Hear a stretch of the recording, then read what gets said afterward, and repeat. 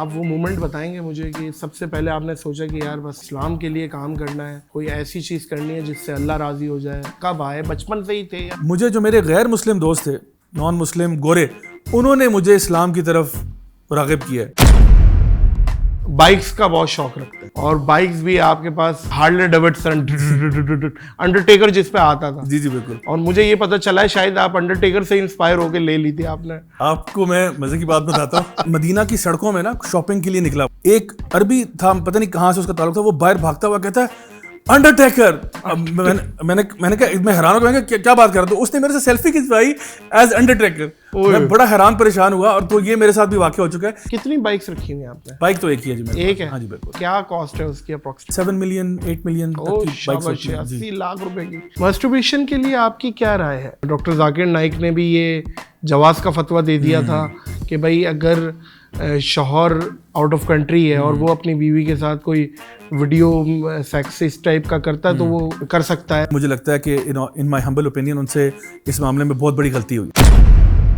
ساحل عظیم صاحب, کچھ ایریاز ایسے ہوتے ہیں جہاں پہ جانے کی ضرورت ایسے پیش نہیں آتی, جہاں پہ خاص طور پہ آپ کہتے ہو کہ اسلام اینڈ سائنس والی بات آتی ہے. کوشش کرنی چاہیے کہ جو قرآن اینڈ سنہ کا جو ٹیکسٹ ہے اس کو افضل رکھیں, پرائرٹی پہ رکھیں. باقی ہر بندے کا اپنا اوپینین ہوتا ہے, اپنی رائے ہوتی ہے. السلام علیکم معزز خواتین و حضرات, میں ہوں نادر علی. ان کی علمی قابلیت پر نہیں ہے کوئی شک. پوڈ کاسٹ میں آ گئے ہیں راجہ ضیاء الحق. واہ کیا بات ہے. السلام علیکم. وعلیکم السلام ورحمۃ اللہ وبرکاتہ. اس طرح سے میرا انٹروڈکشن آج تک کبھی بھی کسی نے نہیں کیا. آج آ گیا نادر علی, آ گیا سر, ماشاء آ گیا.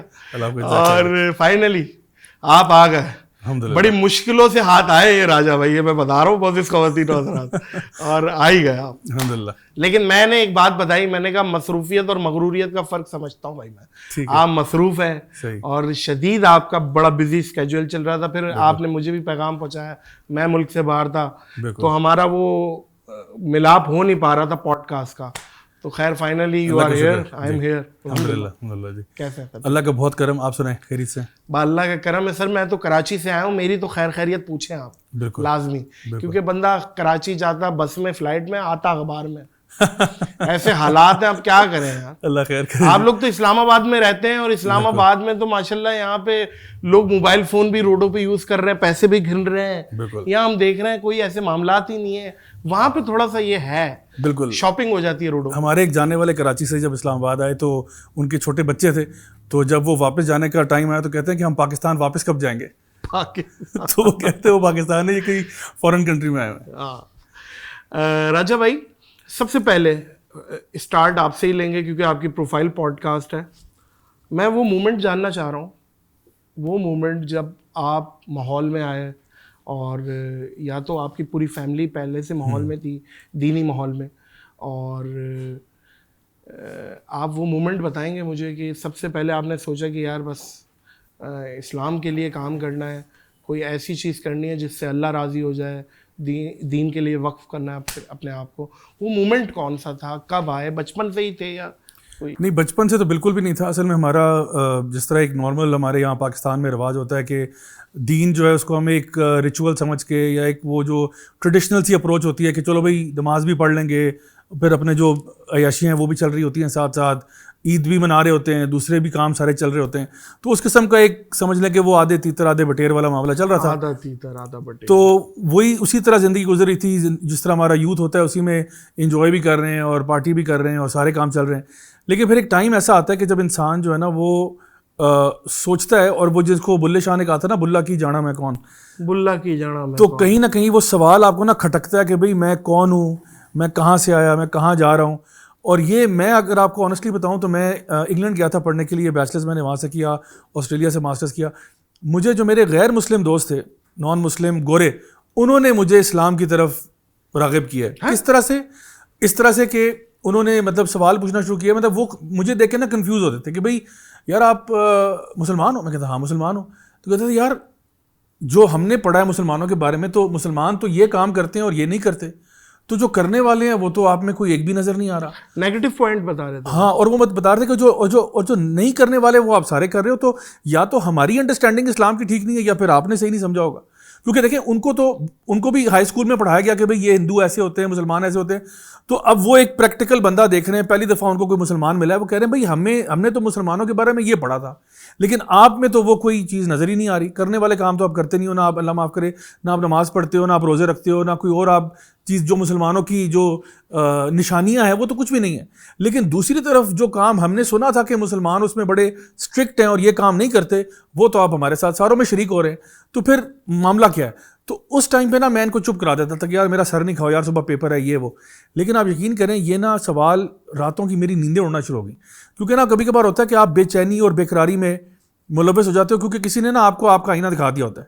تو اب اس کو نا ویسے سائیکالوجی میں کوگنیٹو ڈسوننس کہتے ہیں، یعنی کہ ایک ایسی کیفیت پیدا ہوتی ہے جہاں پہ آپ کا دماغ جو ہے نا یا آپ کا ایمان جو ہے وہ ایک طرف ہے. آپ کہتے ہو یعنی میں اللہ اور اس کے رسول سے کبھی انکاری تو نہیں ہوا تھا، بے شک. تو میں جانتا تھا اللہ بھی ہے، اللہ کے رسول صلی اللہ علیہ وسلم بھی ہے اور قیامت نے بھی آنا ہے، لیکن میری جو حرکتیں تھیں وہ بالکل برعکس تھیں. تو اب اس کی نا الائنمنٹ ٹیڑھی ہوئی بھی ہے. اس پہ ایک جملہ سوری ایڈ کروں گا آپ کے ضرور کہ نعیم عباس روفی صاحب آئے تھے، ایک بڑے سنگر ہیں، انہوں نے ایک بات بولی تھی بڑی اچھی کہ اللہ کو معبود ماننا آسان ہے، حاکم ماننا مشکل ہے. اللہ کا حکم ماننا مشکل. صحیح بات ہے. بات تو یہ ہے نا کہ اللہ کو حکم اللہ کو مانتے ہیں، اللہ کی نہیں مانتے. اللہ کی نہیں مانتے، ایسے ہی بات ہے.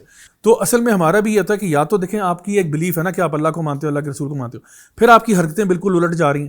تو یا تو آپ یہ کرتے ہو کہ اس کی الائنمنٹ ادھر لے آتے ہو کہ آپ کہتے ہو چلو جی میں اللہ کو اور اس کے رسول کو مانتا ہوں، حرکتیں ٹھیک کر لیتا ہوں اپنی، یا پھر آپ یہ کہتے ہو یار حرکتیں وہی جاری رہیں گی، پھر میں اپنا بلیف بدل لیتا ہوں، پھر میں یا اللہ اور اس کے رسول کو نعوذ باللہ ماننا چھوڑ دیتا ہوں. تو پھر آپ دیکھیں کئی ایسے نوجوان ہیں جو باہر جا کے کوئی ملحد ہو رہا ہے، کوئی کچھ ہو رہا ہے. تو دیکھیں آپ نا دو کشتیوں میں ایک ساتھ سوار نہیں ہو سکتے.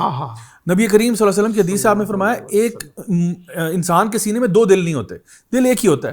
اور وہ یعنی ظاہری بات ہے آپ کتنے عرصے کے لیے یہ کام چلائیں گے، اور جب آپ دو کشتیوں میں سوار ہوں گے نا تو اندر آپ کے نا ایک بے چینی بے قراری ہوگی، اور ایک پوائنٹ ایسا آتا ہے کہ آپ کو اپنے آپ سے نفرت ہونے لگتی ہے یار کہ میں کیا کر رہا ہوں. یعنی ایک طرف میرے دعوے اتنے بڑے بڑے دعوے ہیں، جی میں عاشق رسول ہوں، میں یہ ہوں، حرکتیں دیکھو یار یہ میں کیا کر رہا ہوں. تو پھر نا انسان کہیں نہ کہیں پھر اس کو نا اپنے آپ سے سوال پوچھنا پڑتا ہے. اور میں سمجھتا ہوں انسان کسی سے بھی جھوٹ بول رہے اپنے آپ سے جھوٹ نہیں بولنا چاہیے، اپنے آپ سے جھوٹ نہیں بولنا چاہیے، بلکہ حضرت علی کا فرمان ہے غالباً کہ تم اپنے آپ کو جاننا ہے تو تنہائی میں دیکھو کہ تم تنہائی میں کیا کرتے ہو. بے شک بے شک یہ ہے اپنے آپ کو دیکھنا ہے، نفس کو دیکھنا ہے. کیا بات ہے، اللہ استقامت دے. آپ بائکس کا بہت شوق رکھتے ہیں. بالکل.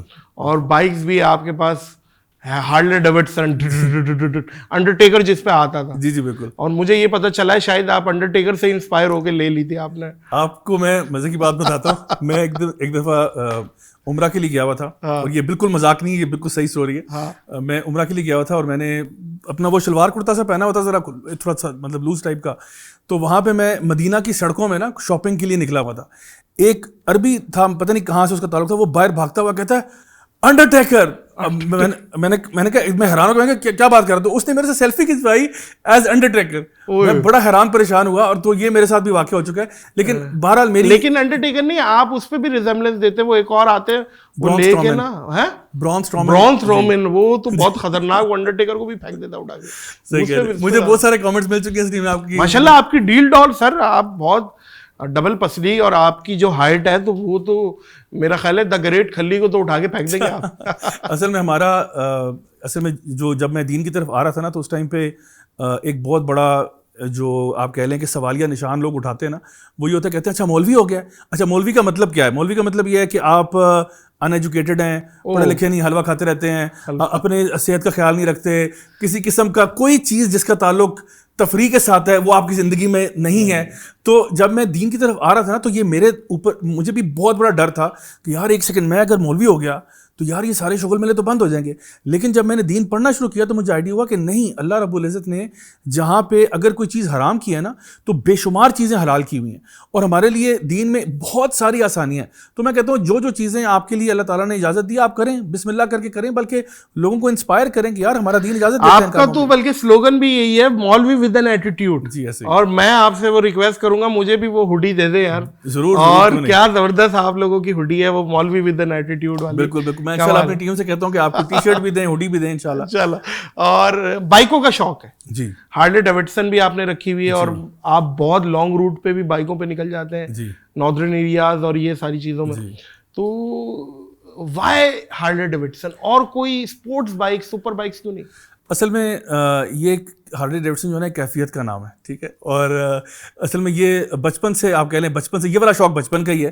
اور مجھے یاد ہے کہ میرے دادا مرحوم جو تھے نا وہ میرے لیے ایک دفعہ جب میں چھوٹا سا تھا تب وہ کہیں سے جب باہر سے آیا تو وہ میرے لیے ایک ہارلی ڈیوڈسن ہی لے کے آئے تھے جس پہ ایک پولیس آفیسر بیٹھا ہوا تھا, اور وہ نا میرے لیے بڑا فیوریٹ ٹوائے تھا, اور وہ ایک انسپریشن ہوتی ہے نا بچپن سے, تب سے آپ کہہ لیں کہ وہ دماغ میں نا ایک چیز بیٹھی تھی, بلکہ وہ مجھے نا اپنے ان کے پاس یامہا 100 ہوتا تھا اس پہ مجھے بٹھا کے نا تو لے جاتے ہوتے تھے آگے پیچھے, تو تب سے میری وہ فیسینیشن تھی. تو جب آہستہ آہستہ بڑے ہو رہے تھے تو میں بہت زیادہ آپ کہہ لیں ایکسٹریم سپورٹس میں جانے کا مجھے شوق بھی تھا. جب میں انگلینڈ گیا ہوا تھا پڑھنے کے لیے تو میں نے وہاں پہ اسکائی ڈائیونگ شروع کر دی, یعنی ہوائی جہاز سے چھلانگیں مارنے کا عمل شروع کر دیا. پھر مالدیو گیا اسکوبا ڈائیونگ کرنے کے لیے, ساؤتھ افریقہ گیا دنیا کا سب سے اونچا پل سے چھلانگ مارنے کے لیے. تو یہ سارے شرف حاصل ہوئے, اور بیچ میں بائکنگ ظاہری بات ہے وہ تو پھر ایک پہلے سے ایک محبت بھی تھی, چاہت بھی تھی.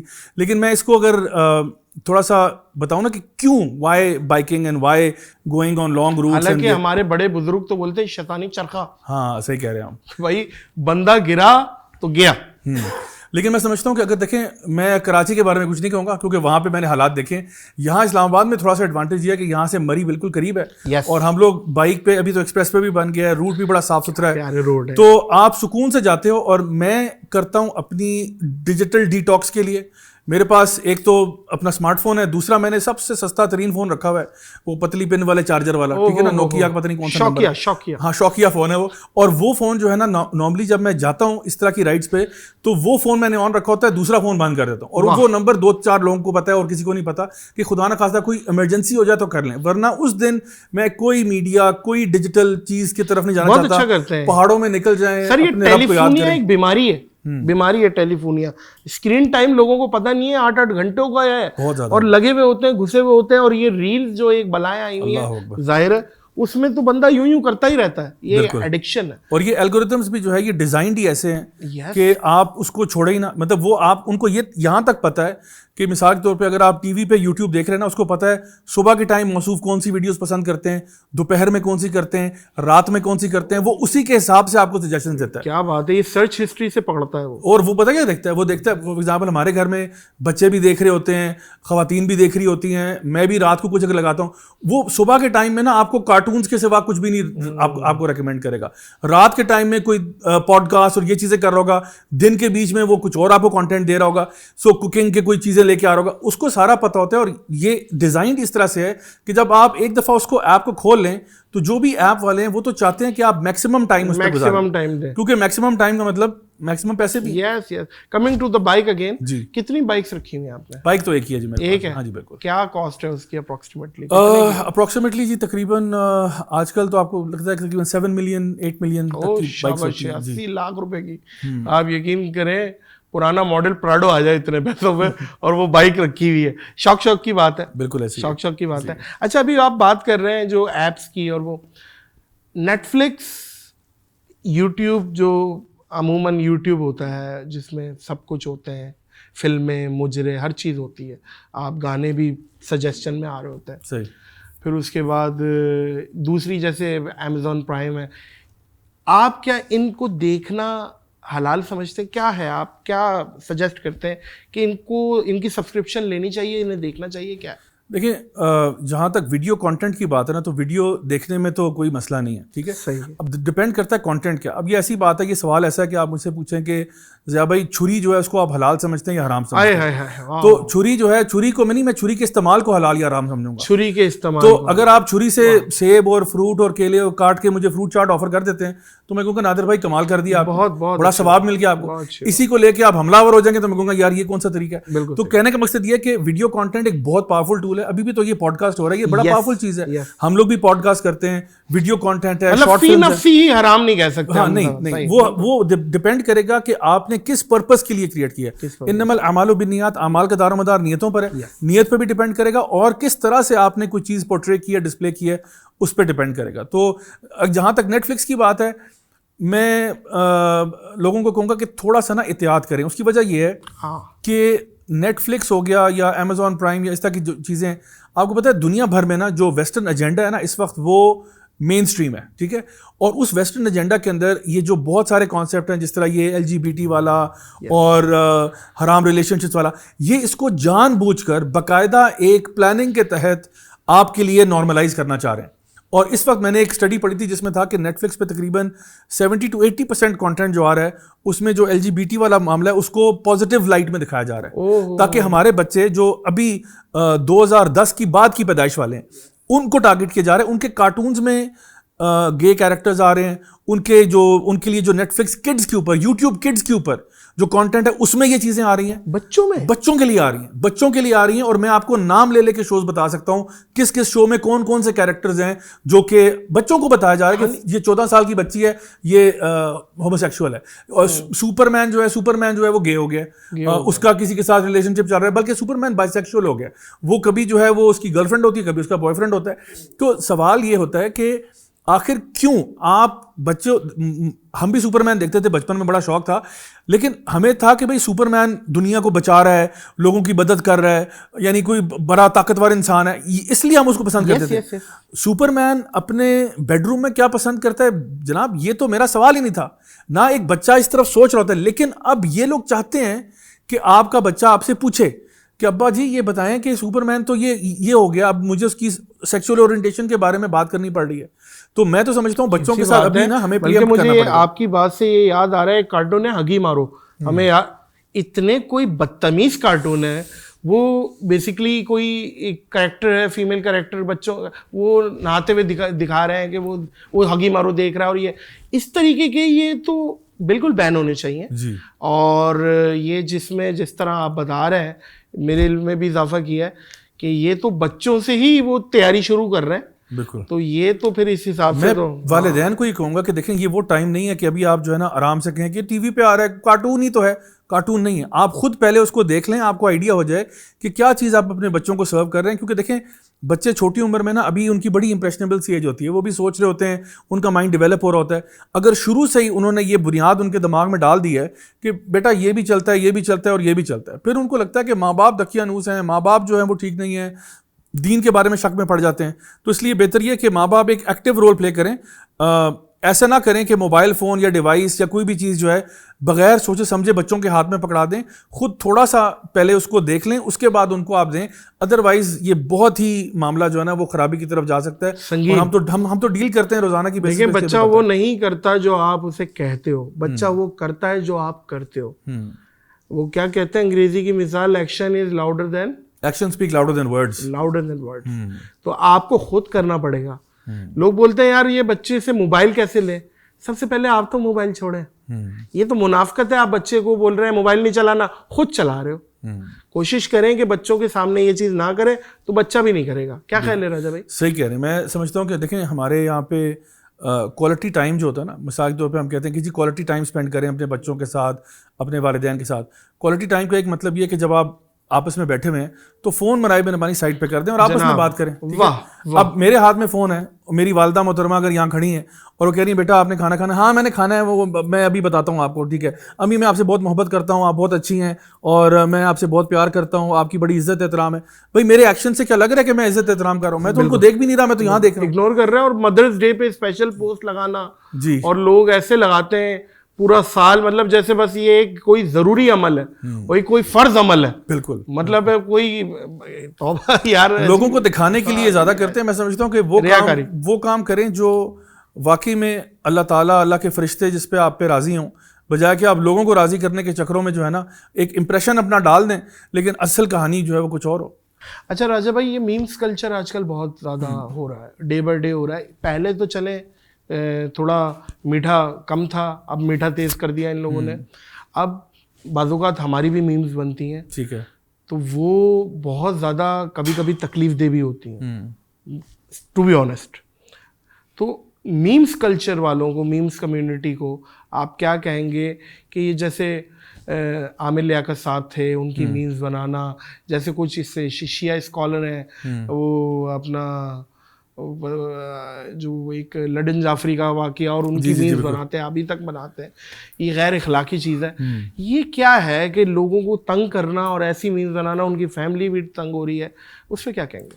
دیکھیں ہیومر یا مزاح مولانا ضمیر اختر نقوی. ہاں بالکل بالکل. تو مزاح جو ہے وہ ٹھیک ہے، طنز نہیں کرنا چاہیے، ٹھیک ہے نا. آپ کسی کے بارے میں، اور خاص طور پہ جب آپ ایک چیز بنا کے اس کو شیئر کر دیتے ہو، تو ایک چیز تو یہ ہو سکتا ہے یہ جو ہے نا غیبت کے زمرے میں آ رہا ہے، کیونکہ آپ اپنے بھائی کا مذاق اڑا رہے ہو، اور وہ ظاہری بات ہے آپ اس کے پیٹھ پیچھے آپ نے ایک چیز کی، اور وہ حدیث میں کیا آتا ہے کہ آپ نے فرمایا کہ صلی اللہ علیہ وسلم نے کہ غیبت وہ ہے کہ جو تمہارے بھائی میں عادت ہے اور تم بتاتے ہو. کیونکہ صحابہ نے کہا یا رسول اللہ ہم اس کے پیٹھ پیچھے جو بات کر رہے ہیں وہ مسئلہ اس میں ہے، تو آپ نے کہا یہی تو غیبت ہے، اور اگر یہ اس میں نہیں ہے پھر تو تم اس کے اوپر تہمت لگا رہے ہو، تہمت لگا وہ اس سے بھی بڑا گناہ ہے. تو کہنے کا مقصد یہ ہے کہ آپ جب مذاق کی بات کرتے ہیں تو دیر آر مینی ویز کہ جس میں آپ لوگوں کے ساتھ ہیومر بھی کر سکتے ہیں، لیکن بغیر کسی کے جذبات کو ٹھیس پہنچائے ہوئے، بغیر کسی کی غیبت کیے ہوئے، بغیر کسی کے ساتھ ایسا معاملہ کرنا جہاں پہ ایک بندے کے ساتھ کوئی چیز آپ نے ایسوسیٹ کر دیا نا، کوئی چیز حالانکہ وہ ایسا ہے نہیں، لیکن آپ نے بس وہ ایک شغل میں ایک چیز کر دی، اب وہ چیز چلتی جا رہی اور پھیلتی جا رہی ہے، تو جتنی جگہوں پہ پھیلے گی وہ آپ کے لیے پھر وہ ایک نیگیٹو میں صدقہ جاریہ ہوگا. یعنی جس طرح سے ایک انسان اچھی بات پھیلاتا ہے وہ اس کے لیے مرنے کے بعد بھی صدقہ جاریہ رہتا ہے، اسی طرح کوئی بندہ اگر کسی کے بارے میں بری بات پھیلاتا ہے جب تک وہ جاری رہے گی یہ نیگیٹو میں صدقہ جاریہ ہوگا. تو کیوں اتنی بڑی رسک لے رہے ہیں آپ؟ کیوں اتنی بڑی رسک لے رہے ہیں؟ بالکل صحیح ہے، بالکل صحیح ہے. عقل مند کے لیے اشارہ کافی ہے، سوچیے سمجھیے. دیکھیں مذاق کرنا اور اڑانے میں فرق ہے، اور اس چیز کا خیال رکھیں. بات یہ ہے، سنا ہے آپ کا ایک ایکسیڈنٹ ہوا تھا دبئی میں، بڑا سنگین. کوئی شیخ زاید روڈ پہ آپ ہارلے ڈیوڈسن چلا رہے تھے اور مطلب پیٹرول ختم ہوا اور وہ سلپ ہو گئے. کیا یہ تو خیر میں نے ڈراماٹائز کر دیا. وہ کیا ہوا تھا بتائیں؟ سب سے پہلی بات وہ ہارلی ڈیوڈسن ہی چلا رہا تھا. میرے پاس ایک گاڑی ہوتی تھی، وہ ایکچولی وہاں پہ بہت بڑا ایکسیڈنٹ ہوا تھا، اور یہ اس ٹائم کی بات ہے جب میں ابھی آہستہ آہستہ دین کے بارے میں نا سوچ رہا تھا، مطلب ابھی موڈ بنا رہا تھا میں. تو وہ کہہ رہے ہیں موڈ بنا رہا تھا، لیکن موڈ ابھی اس طرح بن نہیں رہا تھا. وہی جو بھی ہم نے پہلے بات کی تھی نا کہ اللہ کو مانتا تھا، اللہ کی نہیں مانتا تھا. تو ایک وہ کبھی کبھار نا انسان کو ایک دھکا چاہیے ہوتا ہے کہ بس چلو بھائی اب کر دو نا. تو وہ جب ایکسیڈنٹ ہوا نا تو وہ اس میں تقریباً آپ کہہ لیں کم و بیش 300-400 گاڑیاں لگی تھیں، اور بہت بڑا ایکسیڈنٹ ہوا. یہ ابو دھابی اور دبئی کے بیچ میں ہوا تھا، اور ہائی وے کے اوپر ہوا تھا، اور یہ صبح کا ٹائم تھا جس ٹائم پہ مارننگ کمیوٹ ہو رہا ہوتا ہے. دھند بہت زیادہ تھی اور بارش ہلکی سی ہوئی بھی تھی. آپ کو پتہ ہے جب وہاں تو بارش ہوتی نہیں عام طور پہ، تو جو روڈ کے اوپر جو پیٹرول ڈیزل کی ایک لیئر ہوتی ہے نا اس کے اوپر پانی ہلکا سا پڑ جائے تو روڈ بڑی سلپری ہو جاتی ہے. تو سلپری بھی ہوئی تھی، فاگ بھی تھی، اور لوگوں کو وہاں پہ سینس نہیں ہے اس طرح سے فاگ میں گاڑی چلانے کی، نہ ہی بارش میں. تو وہ بس 1-2 گاڑیاں لگنا شروع ہوئیں تو وہ پوری ہائی وے جو ہے نا وہ بلاک ہو گئی. اس کے بعد دھند اتنی تھی کہ نظر ہی کچھ نہیں آ رہا، جو آ رہا ہے وہ ٹکر لگتی جا رہی ہے. لیکن آپ یقین کریں میری گاڑی بالکل تباہ ہوگی، لیکن میں اس میں سے بچ کے نکلا، مجھے خراش تک نہیں آئی. نہیں کرے. اور مجھے لگا کہ جیسے کوئی گاڑی دونوں طرف سے لگی تھی، سامنے سے تو بہت بری طرح لگی تھی، پیچھے سے مجھے ایکچولی پولیس والے نہیں ماری تھی، کیونکہ گاڑیاں نا اصل میں وہ بس ایک کے پیچھے دوسری. کون سی گاڑی تھی آپ کے؟ میرے پاس امریکن یہ مسل کار ہے، ڈاج چارجر. ہاں ڈاج چارجر، اس کا بونٹ بہت بڑا سا سامنے سے، وہ پورا بونٹ اندر آ گیا تھا اس کا. تو بہت بری طرح ڈیمیج ہوئی. اور میں آپ کو بتاؤں کہ پتہ نہیں میں کیسے بچ کے نکلا ہوں، کیونکہ جب وہ پیرامیڈکس وغیرہ آئے تو انہوں نے مجھ سے پوچھا کہ یار آپ بچے کیسے ہو. تو مجھے وہی کہہ رہے تھے یار آپ کی سیٹ اگر تھوڑی سی آگے ہوتی نا تو آپ مر جاتے، آپ تھوڑے سے ادھر ہوتے تو آپ مر جاتے، ادھر ہوتے. تو مجھے لگا کہ جیسے بس جس جگہ پر میں تھا بس وہی ایک جگہ تھی جہاں سے میں بچ کے نکلا. اللہ جسے رکھے. تو ادھر میں آپ کو بتاؤں کہ میں نا تقریباً آلموسٹ 7 گھنٹے پھنسا رہا، اور میں یہ سوچتا رہا کہ اگر آج مر جاتا تو کیا ہوتا. اور آپ کو پتہ ہے کسی سے نا انسان کو پوچھنے کی ضرورت نہیں پڑتی، ہر انسان کو پتہ ہوتا ہے میں کتنے پانی میں ہوں. اور مجھے بھی پتا تھا یار میں اگر آج مرتا نہ میں نماز پڑھتا ہوں نہ روزے رکھتا ہوں، ٹھیک ہے مجھے پتہ ہے اللہ ہے، مجھے پتہ ہے کہ اللہ کے رسول ہیں صلی اللہ علیہ وسلم، لیکن میں ابھی تک عمل پہ نہیں آ رہا. تو اگر میں آج مرتا تو کیا جواب دیتا اللہ کو. تو جس نے مجھے نا بڑا جھنجھوڑا. پھر میرا ایک دوست تھا، وہ ذرا تھوڑا مولوی ٹائپ کا تھا، اس کے پاس میں گیا، میں نے کہا یار میں کیسے چینج کروں، کیا کروں. اس نے کہا یار تو نماز پڑھ، سب سے پہلے تو نماز نہیں پڑھتا. اچھا مجھے نہ لگتا تھا کہ میں اتنا گنہگار ہو گیا ہوں کہ میں مسجد بھی نہیں جا سکتا، مسجد جانے سے نا مسجد میری وجہ سے مسجد ناپاک ہو جائے گی. تو میرے دوست نے مجھے کہا یار اس طرح نہ کہ اللہ تعالیٰ فرماتے ہیں قل یا عبادی الذین اسرفوا علی انفسہم لا تقنطوا من رحمت اللہ ان اللہ یغفر الذنوب جميعا، کہ اے میرے بندو جنہوں نے اپنی ذات کے ساتھ ظلم کیا ہے اللہ کی مغفرت سے مایوس نہیں ہونا، کیونکہ اللہ تعالیٰ تو تمام گناہوں کو معاف کرتا ہے. تو میں خدا کی قسم مجھے اس ٹائم تک پتہ نہیں تھا یہ بات کہ اللہ تعالیٰ تمام گناہ معاف کر سکتا ہے. مجھے یہ لگتا تھا، میرے دماغ میں یہ بات تھی کہ اگر میں نے کوئی گناہ کیا ہے نا یہ اب جہنم میں ہی جا کے اس کا کفارہ ہوگا، دنیا میں معافی اللہ نہیں قبول کرے گا. مجھے مطلب پتہ نہیں تھا دین کے بارے میں، یار بالکل میں زیرو تھا. تو میں نے کہا واقعی اللہ معاف کر دیتا ہے. کہتا ہے یار اگر تو توبہ کرنے والا بنے گا تو اللہ کیوں نہیں معاف کرے گا؟ اللہ تعالیٰ تو فرماتے ہیں ان اللہ یحب التوابین، اللہ محبت کرتا ہے اس گناہ گار سے جو توبہ کر لیتا ہے۔ نبی کریم صلی اللہ علیہ وسلم کی حدیث ہے، آپ نے فرمایا ہر ابن آدم خطا کار ہے، ان میں سے بہترین وہ جو توبہ کر لیتے ہیں۔ اللہ اللہ۔ اور آپ صلی اللہ علیہ وسلم خود فرما رہے ہیں کہ گناہ کر کے توبہ کرنے والا ایسا ہے جیسے اس نے گناہ کیا ہی نہیں۔ تو یہ ساری باتیں جب اس نے مجھے بتائیں تو مجھے نا میرے دماغ میں بس لائٹ بلب جلا کہ یار پھر میں یہاں کیا کر رہا ہوں، تیرے سے باتیں کروں، میں جا کے اللہ سے معافی مانگتا ہوں۔ عصر کی نماز کا ٹائم تھا، میں وہاں پہ گیا نماز پڑھنے، اور لوگ خیر وہاں سے نکلتے گئے، آہستہ سے نماز پڑھ کے میں بیٹھا رہا اور کافی رویا بھی میں اس دن، اور بہت عرصے بعد رویا، یعنی میں بات کر رہا ہوں کہ بچپن میں کبھی رویا ہوں گا اس کا آخری دفعہ، اس کے بعد اب میں اس ٹائم پہ ارلی 20s میں تھا، اور کیفیت طاری ہو گئی۔ میں نے پھر اللہ سے اس ٹائم پہ نا دعا مانگی کہ اللہ بس یہ جو کیفیت ہے نا اس کو میرے سے دور نہیں کرنا، اللہ استقامت دے۔ ہاں میں اب کیونکہ مجھے تو پتا تھا کہ میں ابھی یہاں سے باہر نکلوں گا نا پھر کوئی گناہ سرزاد ہو جائے گا، یا اللہ بس میرے ساتھ رہے، مجھے چھوڑنا نہیں اپنے حال پہ، اور مجھے نا آہستہ آہستہ دین میں اترنا نصیب فرما۔ یہ نہ ہو کہ میں ایک بس فیز نہیں ہوتا جس طرح ایک فیشن کی طرح بس تیزی سے آتا اور تیزی سے جاتا واپس، ہاں وہ نہیں کرنا، اس طرح کرنا کہ آرام آرام سے اترنا ہے۔ تو الحمدللہ وہ دعا مانگنا شروع کی، پھر اللہ تعالیٰ نے میرے لیے کافی آسانی کا معاملہ کیا۔ تو 6 مہینے تقریباً لگ گئے اس پورے پروسیس میں کہ میں نے جو کام چھوڑنے والے تھے ان کو چھوڑا، جو کرنے والے تھے ان کو کیا، اور الحمدللہ اس کے بعد پھر یہ ارادہ بنا کہ پاکستان واپس آنا ہے، اور اب بس رکنا نہیں ہے یار، اب کچھ بڑا کام کرنا ہے انشاءاللہ۔ مطلب یہ پلان تھا، یہ ارادہ تھا، کیونکہ شروع سے عادت وہ تھوڑا سا ریبیلیس نیچر تھی کہ یار اگر ایک چیز صحیح ہے نا تو پھر صحیح ہے یار، مطلب پوری دنیا بھی اگر آپ کے خلاف کھڑی ہو جائے نا تو جو بات سچ ہے وہ سچ ہے، اس میں ہمیں کسی سے ڈرنا نہیں چاہیے، فیئرلیس ایٹیٹیوڈ ہونا چاہیے انسان کا، اسی لیے وہ مولوی ودن ایٹیٹیوڈ والی بات ہے۔ بالکل کہ میں دیکھتا تھا کہ جب لوگ دین پہ آتے ہیں نا، میرے ارد گرد اگر کوئی آیا بھی تو نا اس کو لوگ مسکین بنا لیتے تھے کہ یار دین پہ اچھا وہ مولوی ہو گیا، یار بڑا افسوس ہوا، یار اچھا بھلا لڑکا ہوتا تھا یار مولوی ہو گیا، اچھا بڑا افسوس ہوا، یعنی ہر بندے کا رویہ یوں ہے۔ تو جب میں دین پہ آیا نا تو مجھے بھی لوگوں نے اس طرح کا رویہ کرنا شروع کیا تھا، جانتے ابھی شروع کیا تھا، تو میں پھر اوپر سے آیا، میں نے کہا بھائی میں تو پریشان نہیں ہوں، میں تو کسی صورت میں بھی مسکین نہیں ہوں، میں تو الحمدللہ لائف بائی چوائس، اور اسی لیے میں کہتا ہوں ڈنکے کی چوٹ پہ ہم مسلمان ہیں ماشاءاللہ۔ یعنی ایسا نہیں کہ بھائی ہم ہوتا نا 4-5 دوست بیٹھے ہوتے ہیں، اب ایک بندہ نماز پڑھنے کا دل چاہ رہا ہے، اب وہ بات نہیں کرے گا 4 دوستوں میں کہ یار میں کہوں گا کہ یار نماز کا وقت ہو رہا ہے تو مجھے کرٹیسائز کریں گے کہ یار تو بڑا مولوی ہے یار، تو میں کہتا ہوں یار ڈنکے کی چوٹ پہ آپ کوئی غلط کام کر رہے ہو جو شرما رہے ہو، شرمائے تو وہ جو گناہوں میں جو ہے نا ملوث ہوا نہیں، تو جو آپ کو گناہوں کی طرف راغب کر رہا ہے اور دین سے دور کر رہا ہے وہ آپ کا دوست ہے ہی نہیں۔ بے شک، اور دیکھیں انسان اپنی صحبت کی وجہ سے ہی تو ٹھیک ہوتا ہے یا صحبت کی وجہ سے خراب ہوتا ہے۔ The man known by the gathering he keeps۔ بے شک ایسا ہی ہے، ایسے ہی۔ سائنس اور اسلام کا کیا آپس میں تعلق ہے؟ کیونکہ سائنس کی بہت ساری چیزیں ہیں، وہ جو ابھی ماڈرن ڈے سائنس ہے وہ جو پروو کر رہی ہے، وہ ماشاءاللہ سے 1450 سال پہلے کتاب میں قرآن مجید جس کا نام ہے اس میں آ گئی۔ بے شک۔ تو کیا کہتے ہیں آپ کہ سائنس کے حوالے سے اور اسلام کو کس طریقے سے دیکھتے ہیں آپ؟ صحیح، دیکھیں ویسے تو اگر دیکھا جائے تو سائنس ایک ڈفرینٹ ڈسپلن ہے اور اسلام ایک ڈفرینٹ ڈسپلن ہے، ٹھیک ہے؟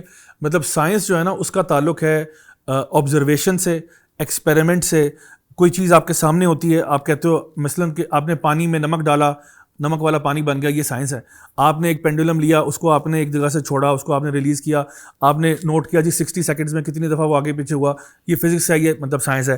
آپ نے ایک پودا لگایا، پودے کو آپ نے آبزرو کیا جی سن لائٹ بھی مل رہی ہے، پانی بھی مل رہا ہے، وہ باہر نکل کے آ رہا ہے، آپ دیکھ رہے ہو جی 1 ہفتے میں کہاں تک پہنچا، 2 ہفتے میں کہاں تک پہنچا، ریکارڈ کر رہے ہو، یہ سائنس ہے۔ تو سائنس کا تعلق ہے آبزرویشن کے ساتھ، ایکسپیریمنٹیشن کے ساتھ۔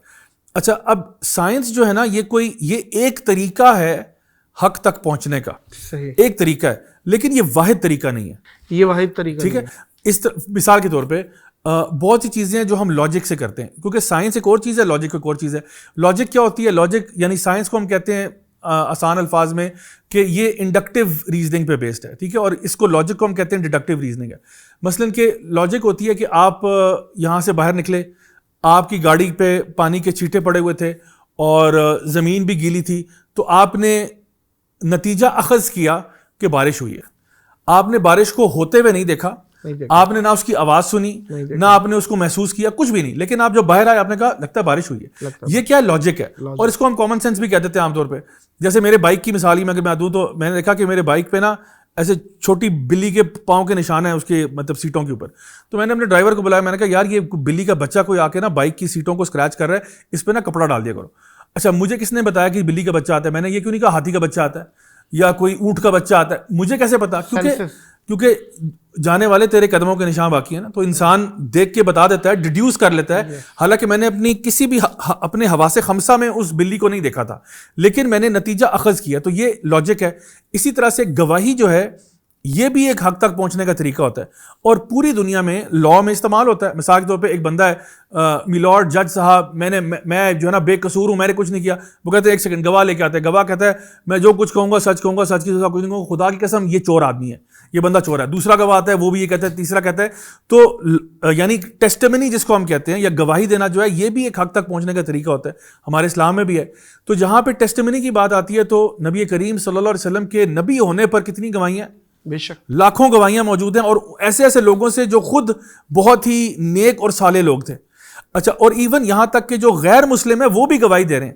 مائیکل ایچ ہارٹ کی کتاب ہے The 100 Most Influential Persons in Human History, اس میں وہ 100 شخصیات کا ذکر کرتا ہے جو بہترین شخصیات ہیں, حالانکہ خود یہودی ہے. نمبر 1 پہ وہ نبی کریم صلی اللہ علیہ وسلم کو ڈالتا ہے, گواہی دیتا ہے کہ جی ان سے بڑا کوئی نہیں ہے. تو بھائی یہ تو کسی مولانا نے کتاب نہیں لکھی نا, وہ تو ایک یہودی ہسٹورین ہے جو کہہ رہا ہے, اور وہ کہتا ہے میں مجبور ہوں کہنے کے لیے کیونکہ ان سے افضل کوئی ہے ہی نہیں. تو گواہی بھی ایک حق تک پہنچنے کا طریقہ ہوتا ہے. پھر ایک اور حق تک پہنچنے کا طریقہ ہوتا ہے جس کو ہم کہتے ہیں ایتھیکل اینڈ مورل ٹروتھ. مثال کے طور پہ میں اگر آپ کو کہتا ہوں کہ قتل کرنا بری بات ہے, قتل کرنا بری بات ہے, سائنٹیفکلی آپ اس کو ثابت نہیں کر سکتے کہ جو ہے نا قتل کرنا بری بات ہے. مثال کے طور پہ سائنس جو ہے, سائنس میں آپ ایٹم بم تو بنا لیں گے, سائنس آپ کو ایٹم بم بنا دے گی, لیکن ایٹم بم کس پہ ماروں تو صحیح ہوگا اور کس پہ ماروں تو غلط ہوگا, یہ سائنس کی ڈومین ہی نہیں ہے. یہ سائنس کا, یعنی میں ایک بندوق بناتا ہوں, بندوق اس پہ فائر کروں گا تو ٹھیک ہے, یہ ایک اچھا کام ہوا ہے, اس کو ماروں گا تو غلط کام ہوا ہے, یہ سائنس کی ڈومین ہی نہیں ہے. سائنس کا تعلق بالکل ایک اور فیلڈ کے ساتھ ہے. تو مثال کے طور پہ حالانکہ اگر آپ سائنٹیفکلی اس بات کو کریں گے نا تو ہو سکتا ہے سائنس اس بات پہ اگری کر جائے آپ کے ساتھ کہ بندے مارنے میں ہی آپ کی خیر ہے. کس طرح سے آپ کہیں یار آپ نے کسی گاؤں میں دیہات میں ان پڑھ لوگ تھے, وہ کوئی 200 بندہ آپ نے مار دیا, تو آپ کہتے ہو یار سائنٹیفکلی دیکھا جائے تو پاپولیشن کنٹرول کا ایک اور طریقہ آ گیا. تو سائنس جو ہے نا اس کی ڈومین نہ ایتھکس ہے نہ موریلٹی ہے.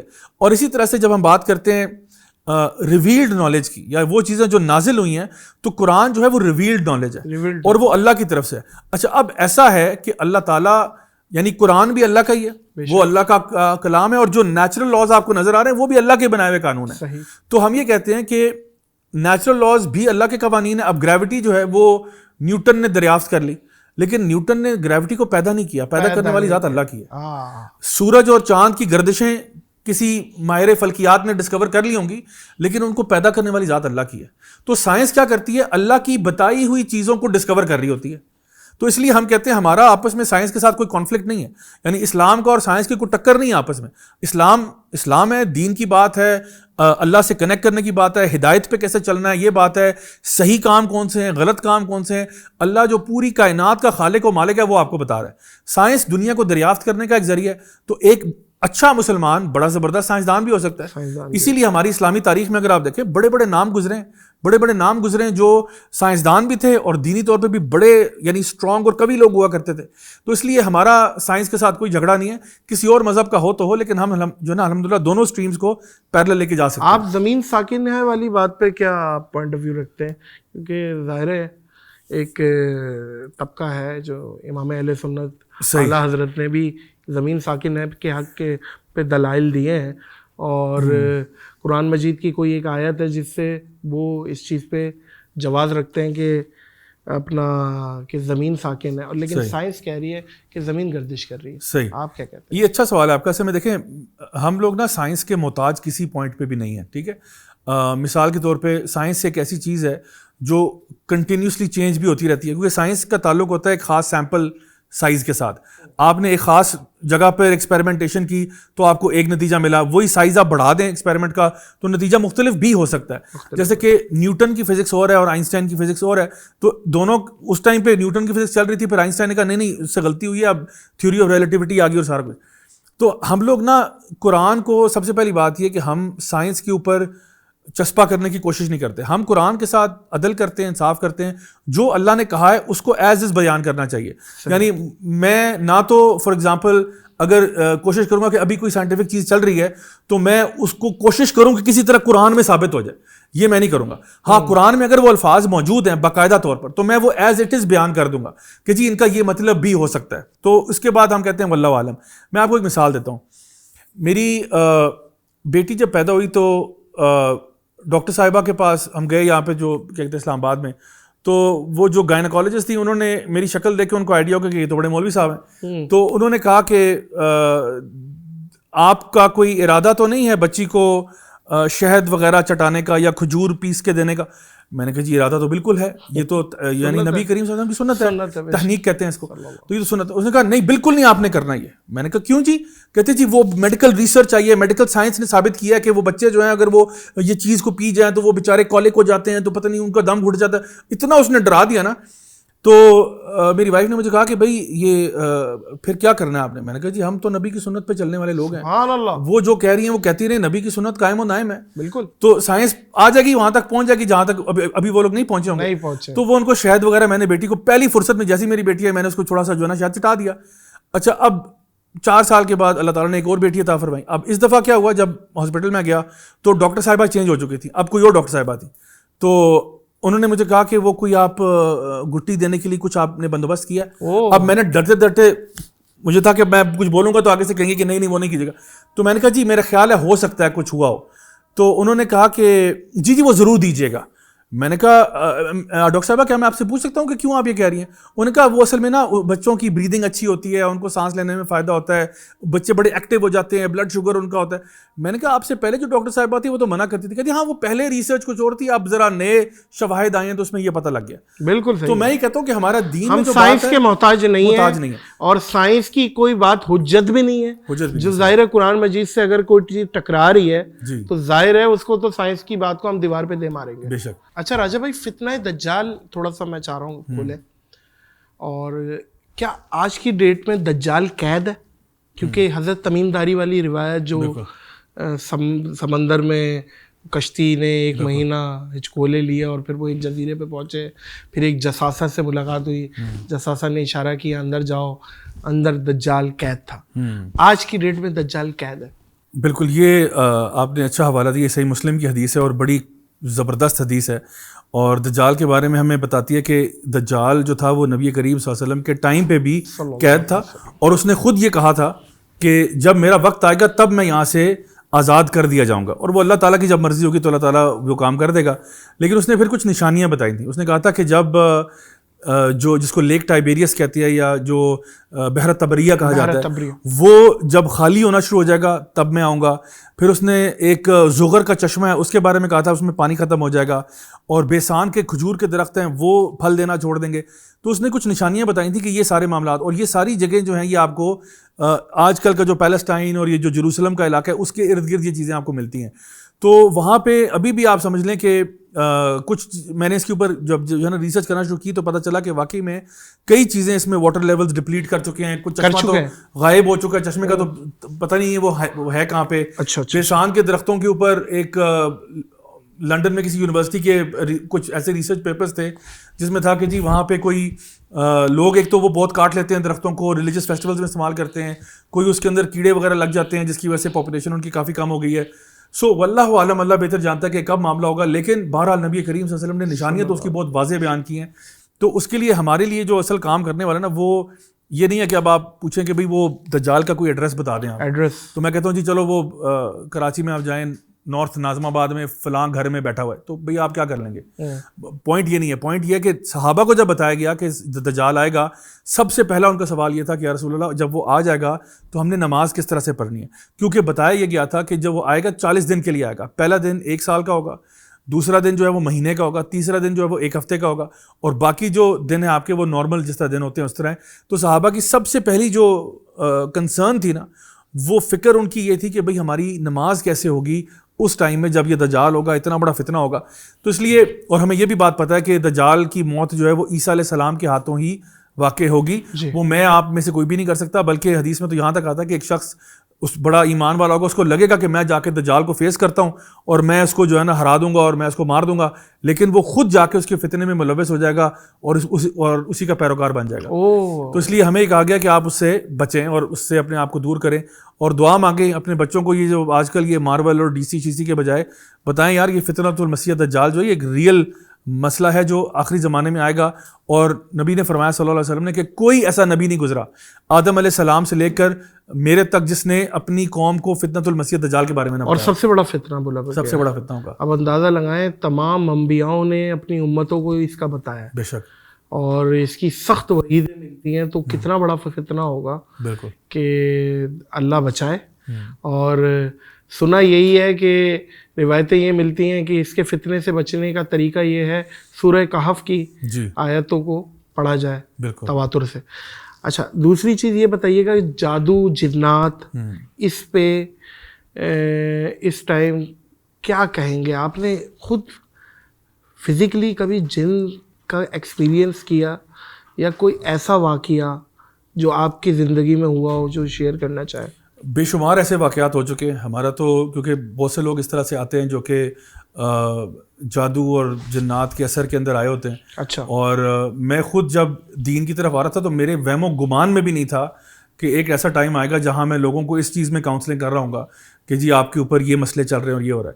لیکن یہ اتنا ہمارے یہاں خاص طور پہ انڈو پاکستان میں بہت کامن ہے. یہاں پہ لوگ عامل بابا تو بنگالی بابا, آپ کو تو کراچی میں تو ہر پل کے نیچے لکھا ہوتا ہے تو محبوب آپ کے قدموں میں, اور پتہ نہیں کون سی گدڑ سنگی بھی لے کے آ جائیں اور فلاں لیں, ہزار قسم کی چیزیں وہ کراتے ہیں آپ سے. اور دیکھیں بہت سے لوگ ان کے پاس جاتے ہیں. دیکھیں اس میں دو قسم کے لوگ ہوتے ہیں, یہ جو عامل قسم کے لوگ ہیں نا, ایک اس میں ہوتے ہیں جو فراڈی ہوتے ہیں, 2 نمبر لوگ ہوتے ہیں. سیدھی سی بات ہے, وہ اکثر ہمارے کچھ ٹی وی شو اینکرز ہیں وہ ان کو جا کے ایکسپوز بھی کرتے ہیں.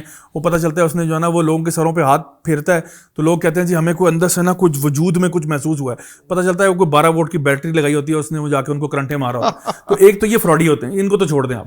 یہ تو لوگوں کے ساتھ فراڈ کرتے ہیں, پیسے لے لیتے ہیں, تعویذ بنا کے دیتے ہیں, نیچے اس میں کسی کا اشتہار لگا کے اخبار فولڈ کر کے بنا کے دے دیتے ہیں, 1000-1200 کما لیتے ہیں. تو یہ تو فراڈ ہے. دوسرے جو سائڈ پہ عامل ہیں وہ باقاعدہ جادوگر ہوتے ہیں, اور یہ کیا کرتے ہیں, یہ بیسکلی جس طرح کہ نبی کریم صلی اللہ علیہ وسلم پر بھی جادو ہوا اور پھر سورہ فلق اور ناس کا بتایا گیا کہ یہ اس کا توڑ ہوگی, جو گرائیں لگی ہوئی تھی آپ کے بال مبارک پر اور کنگھی میں لپیٹ کر ایک کسی اس کے جانور کے منہ میں ڈال کے وہ کنویں میں پھینکا ہوا تھا, تو وہ ان آیات کو پڑھنے سے آہستہ آہستہ گیریں کھلنا شروع ہوئیں. تو یہ جو جادو کے اثرات ہیں نا, اس میں مختلف کیفیات ہوتی ہے جو انسان پہ آتی ہیں. اللہ تعالیٰ قرآن مجید میں سورہ البقرہ میں جہاں ذکر کرتے ہیں کہ سب سے زیادہ جو چیز لوگ استعمال کرتے ہیں وہ میاں بیوی کے بیچ میں سپریشن کرنے کے لیے, یعنی سب سے پہلے ان شیاطین کو استعمال کیا جاتا ہے کہ ہسبینڈ وائف کے بیچ میں کوئی پرابلم کریٹ کرنا. اور اس میں آپ کو اگر تھوڑا سا پریکٹیکل ایگزامپلس بتاؤں نا کس طرح سے ہوتا ہے, میرے پاس کئی ایسے کیس آئے ہیں جہاں پہ شوہر جو ہے وہ یہ کلیم کرتا ہے کہ جب میں اپنی بیوی کی طرف دیکھتا ہوں نا تو مجھے گھن آتی ہے, اور گھن آتی ہے اور مجھے نا ایسا کوئی بہت ہی عجیب سی شکل نظر آتی ہے, حالانکہ اس کی یہ شکل ہے نہیں. یا پھر خاتون یہ کہتی ہیں کہ میرے ہسبینڈ جو ہیں ان سے مجھے ایک اسمیل آتی ہے جیسے کوئی مرا ہوا جانور نہیں ہوتا, حالانکہ گھر والے سب بتائیں گے کہ نہیں ماشاءاللہ یہ تو بڑا ایک نفیس آدمی ہے, صاف ستھرا ہے, ابھی نہا کے بھی آئے ہوتے ہیں فریش, تو مجھے پھر بھی آتی ہے. یعنی ان کو آپس میں ریپیل کرانے کے لیے نا, دوسروں کو علیحدہ کرانے کے لیے بہت سی چیزیں کی جاتی ہیں. اور اسی طرح سے کسی کے حالات کے اوپر جو ہے نا وہ پریشرائز کرنے کے لیے بیماریاں مختلف قسم کی, تو یہ چیزیں کی جاتی ہیں. لیکن اس کا توڑ پتہ کیا ہے؟ توڑ بہت سادہ ہے, بہت سمپل ہے, ہر انسان کر سکتا ہے, کسی عامل بابے کے پاس جانے کی ضرورت نہیں ہے. توڑ یہ اللہ سے اپنا ریلیشن شپ ٹھیک کرو, اللہ سے رشتہ جوڑو. کیونکہ ہمارے ساتھ پرابلم یہ ہے کہ ہم چونکہ خود نماز نہیں پڑھتے, عام طور پہ ہم خود قرآن نہیں پڑھتے, ہم خود اللہ سے دور ہوتے ہیں, پھر ہم کہتے ہیں یار کوئی شارٹ کٹ مل جائے, پھر ہم کسی ایک بابے کے پاس جاتے ہیں, کسی ایک عامل کے پاس جاتے ہیں, یار ہمیں فلاں کر دے, خود نہیں کرتے. تو دیکھیں شارٹ کٹ نہیں چلے گا اس میں. آپ اگر سچے دل سے اللہ سے دعا مانگے, کیوں نہیں اللہ آپ کی سنے گا.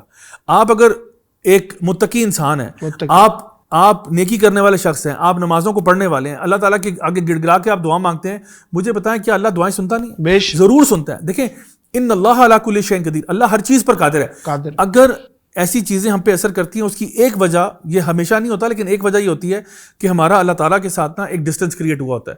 اور اگر میں دیکھتا ہوں کچھ ایسے لوگ بھی ہوتے ہیں جو ماشاءاللہ بڑے دیندار بھی ہوتے ہیں, ان کے ساتھ بھی ہوتا ہے, تو میں کہتا ہوں آپ کے قرآن پڑھنے کی وجہ سے, آپ کی نماز پڑھنے کی وجہ سے جو اثر ہے نا وہ بہت کم ہوا ہے, ورنہ تو پتہ نہیں کسی نے کیا سے کیا آپ کے اوپر جادو کیے ہوئے تھے, ملٹیپل ٹائم جادو کیے ہوتے ہیں.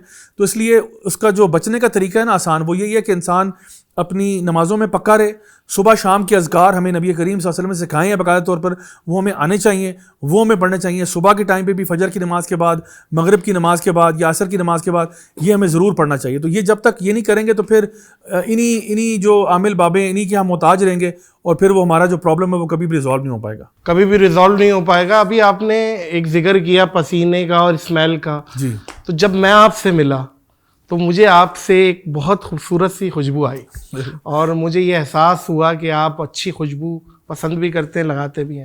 جی. تو میرا سوال یہ ہے, آپ عطر یوز کرتے ہیں یا پرفیوم؟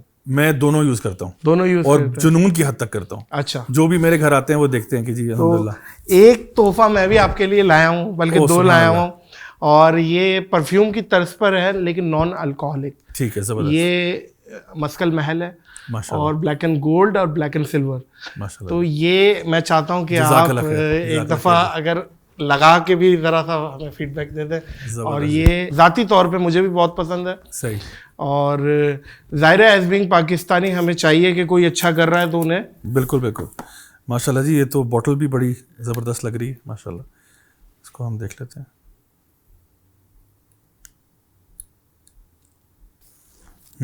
ویری نائس ماشاءاللہ. بڑی سویٹ سی, بڑی خوبصورت سی اسمیل ہے ماشاءاللہ. ماشاءاللہ. دوسرا والا بھی دیکھیں. دوسرا بھی ٹرائی کرتے ہیں. یہ تو آپ کا تھا black and gold. Black and gold and black and silver. پیسے بھی بہت مناسب ہیں ان کے راجا بھائی, اور ظاہر ہے پرفیومز کی پھر آپ جب رینج میں جاتے ہیں بڑے ایکسپینسو پرفیومز آ جاتے ہیں, کریٹر ایونڈز اور پتہ نہیں, بالکل بالکل, وہ بڑے مہنگے ہوتے ہیں آج کل تو لاکھ سے اوپر کے پرفیوم. جی جی جی جی, بس یہی بات ہے. میں ذاتی طور پہ عطر کو ذرا پرائیورٹی دے دیتا ہوں, بالکل, کہ نان الکوہلک ہوتے ہیں, نماز وغیرہ کے لیے بھی, اور پھر جب سعودیہ امارات جانا ہوتا ہے. یہ بھی بہت پیارا ہے, بہت پیارا ہے. اور میں جب پوڈ کاسٹ کرتا ہوں, میں نے مولانا طارق جمیل کو بھی تحفہ دیا. اچھا اچھا. تو انہوں نے خوشبو کی اہمیت بتائی, اور یہ بھی بتایا کہ اس پہ پیسہ خرچ کرنا اسراف نہیں ہے. صحیح کہہ رہے. آپ اس پہ کچھ روشنی ڈالیں. میں نے اپنے, مجھے کیونکہ شوق بہت زیادہ ہے, اور میں جو بھی میرے گھر آتے ہیں وہ دیکھتے ہیں کہ جی اس نے بڑے اپنے وہ عطروں کی کلیکشن اور یہ سارا بنا کے رکھا ہوا ہے.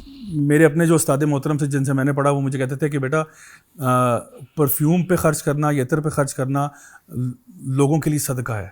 صدقہ ہے لوگوں کے لیے. ہاں, کیونکہ فائدہ دوسروں کو ہوتا ہے نا, آپ کو کم ہوگا دوسروں کو زیادہ ہوگا. کیونکہ دیکھیں, اور اسی لیے جب آپ مسجد میں جاتے ہیں خاص طور پہ, تو کتنی اچھی بات ہے, ہمیں یہ کہا گیا ہے کہ آپ یہ پیاز اور یہ لہسن وغیرہ کھا کے نہ جائیں. کیوں کہا گیا؟ کیونکہ دیکھیں یعنی اللہ سبحانہ و تعالیٰ اس بات کا بھی خیال کر رہے ہیں کہ جو لوگ مسجد میں آئیں وہ ڈسٹرب نہ ہو. اب دیکھیں بہت سارے لوگ مسجد جاتے ہیں, اگر مسجد کا ماحول ایسا ہو کہ ہر جگہ سے بدبو آ رہی ہے اور یہ, تو اچھے بھلے لوگ جو ہیں وہ کہیں گے یار اس سے بہتر گھر میں ہی پڑھ لیتے ہیں یار, یہاں پہ کیا حالات. لیکن جب آپ ہر بندہ خوشبو لگا کے آئے گا, مسجد کا ماحول اچھا ہوگا, صفائی ہوگی, ستھرائی ہوگی, تو آپ کا دل چاہے گا کہ یار میں تو مسجد سے اٹھنے کا دل نہیں چاہتا. آتے ہیں, نماز پڑھتے ہیں, بیٹھ کے دعائیں بھی مانگتے ہیں, ذکر اذکار کرتے ہیں, الحمدللہ بڑا مزہ آتا ہے. تو یہ ہم نے نا مسجد کو آباد کرنے کا بھی ایک بہت بڑا ذریعہ ہے کہ جو لوگ جائیں وہ خوشبو لگا کے جائیں اور پیار محبت سے جائیں انشاءاللہ. بہت اچھا پوائنٹ ہے. بلکہ مجھے یاد آیا رجب بھائی, خاص طور پہ افطاری کے بعد اگر آپ چلے جائیں نماز مغرب پڑھنے اور کسی نے برابر میں کر دیا, میں کہہ رہا ہوں کہ وہ جو 3 رکعت ہے نا, وہ آپ کی کوئی تراویح سے کم نہیں ہو جاتی ہے. ظاہر ہے ایک یہ بیڈ مینرز بھی ہیں کہ لوگوں کو اس چیز کا خیال کرنا اور آپ کے صبر کا امتحان ہوتا ہے, آپ کے صبر کا امتحان ہوتا ہے. سر ان علماؤں کے بارے میں ایک لفظ جاننا چاہوں گا. اچھا, مولانا اسحاق صاحب. مولانا اسحاق صاحب پازیٹیو میں چاہوں گا, میں یہ کہوں گا کہ بڑا انہوں نے لوگوں کو ایک طرح سے فکری طور پہ جو ہے نا سوچنے کی طرف گائیڈ کیا.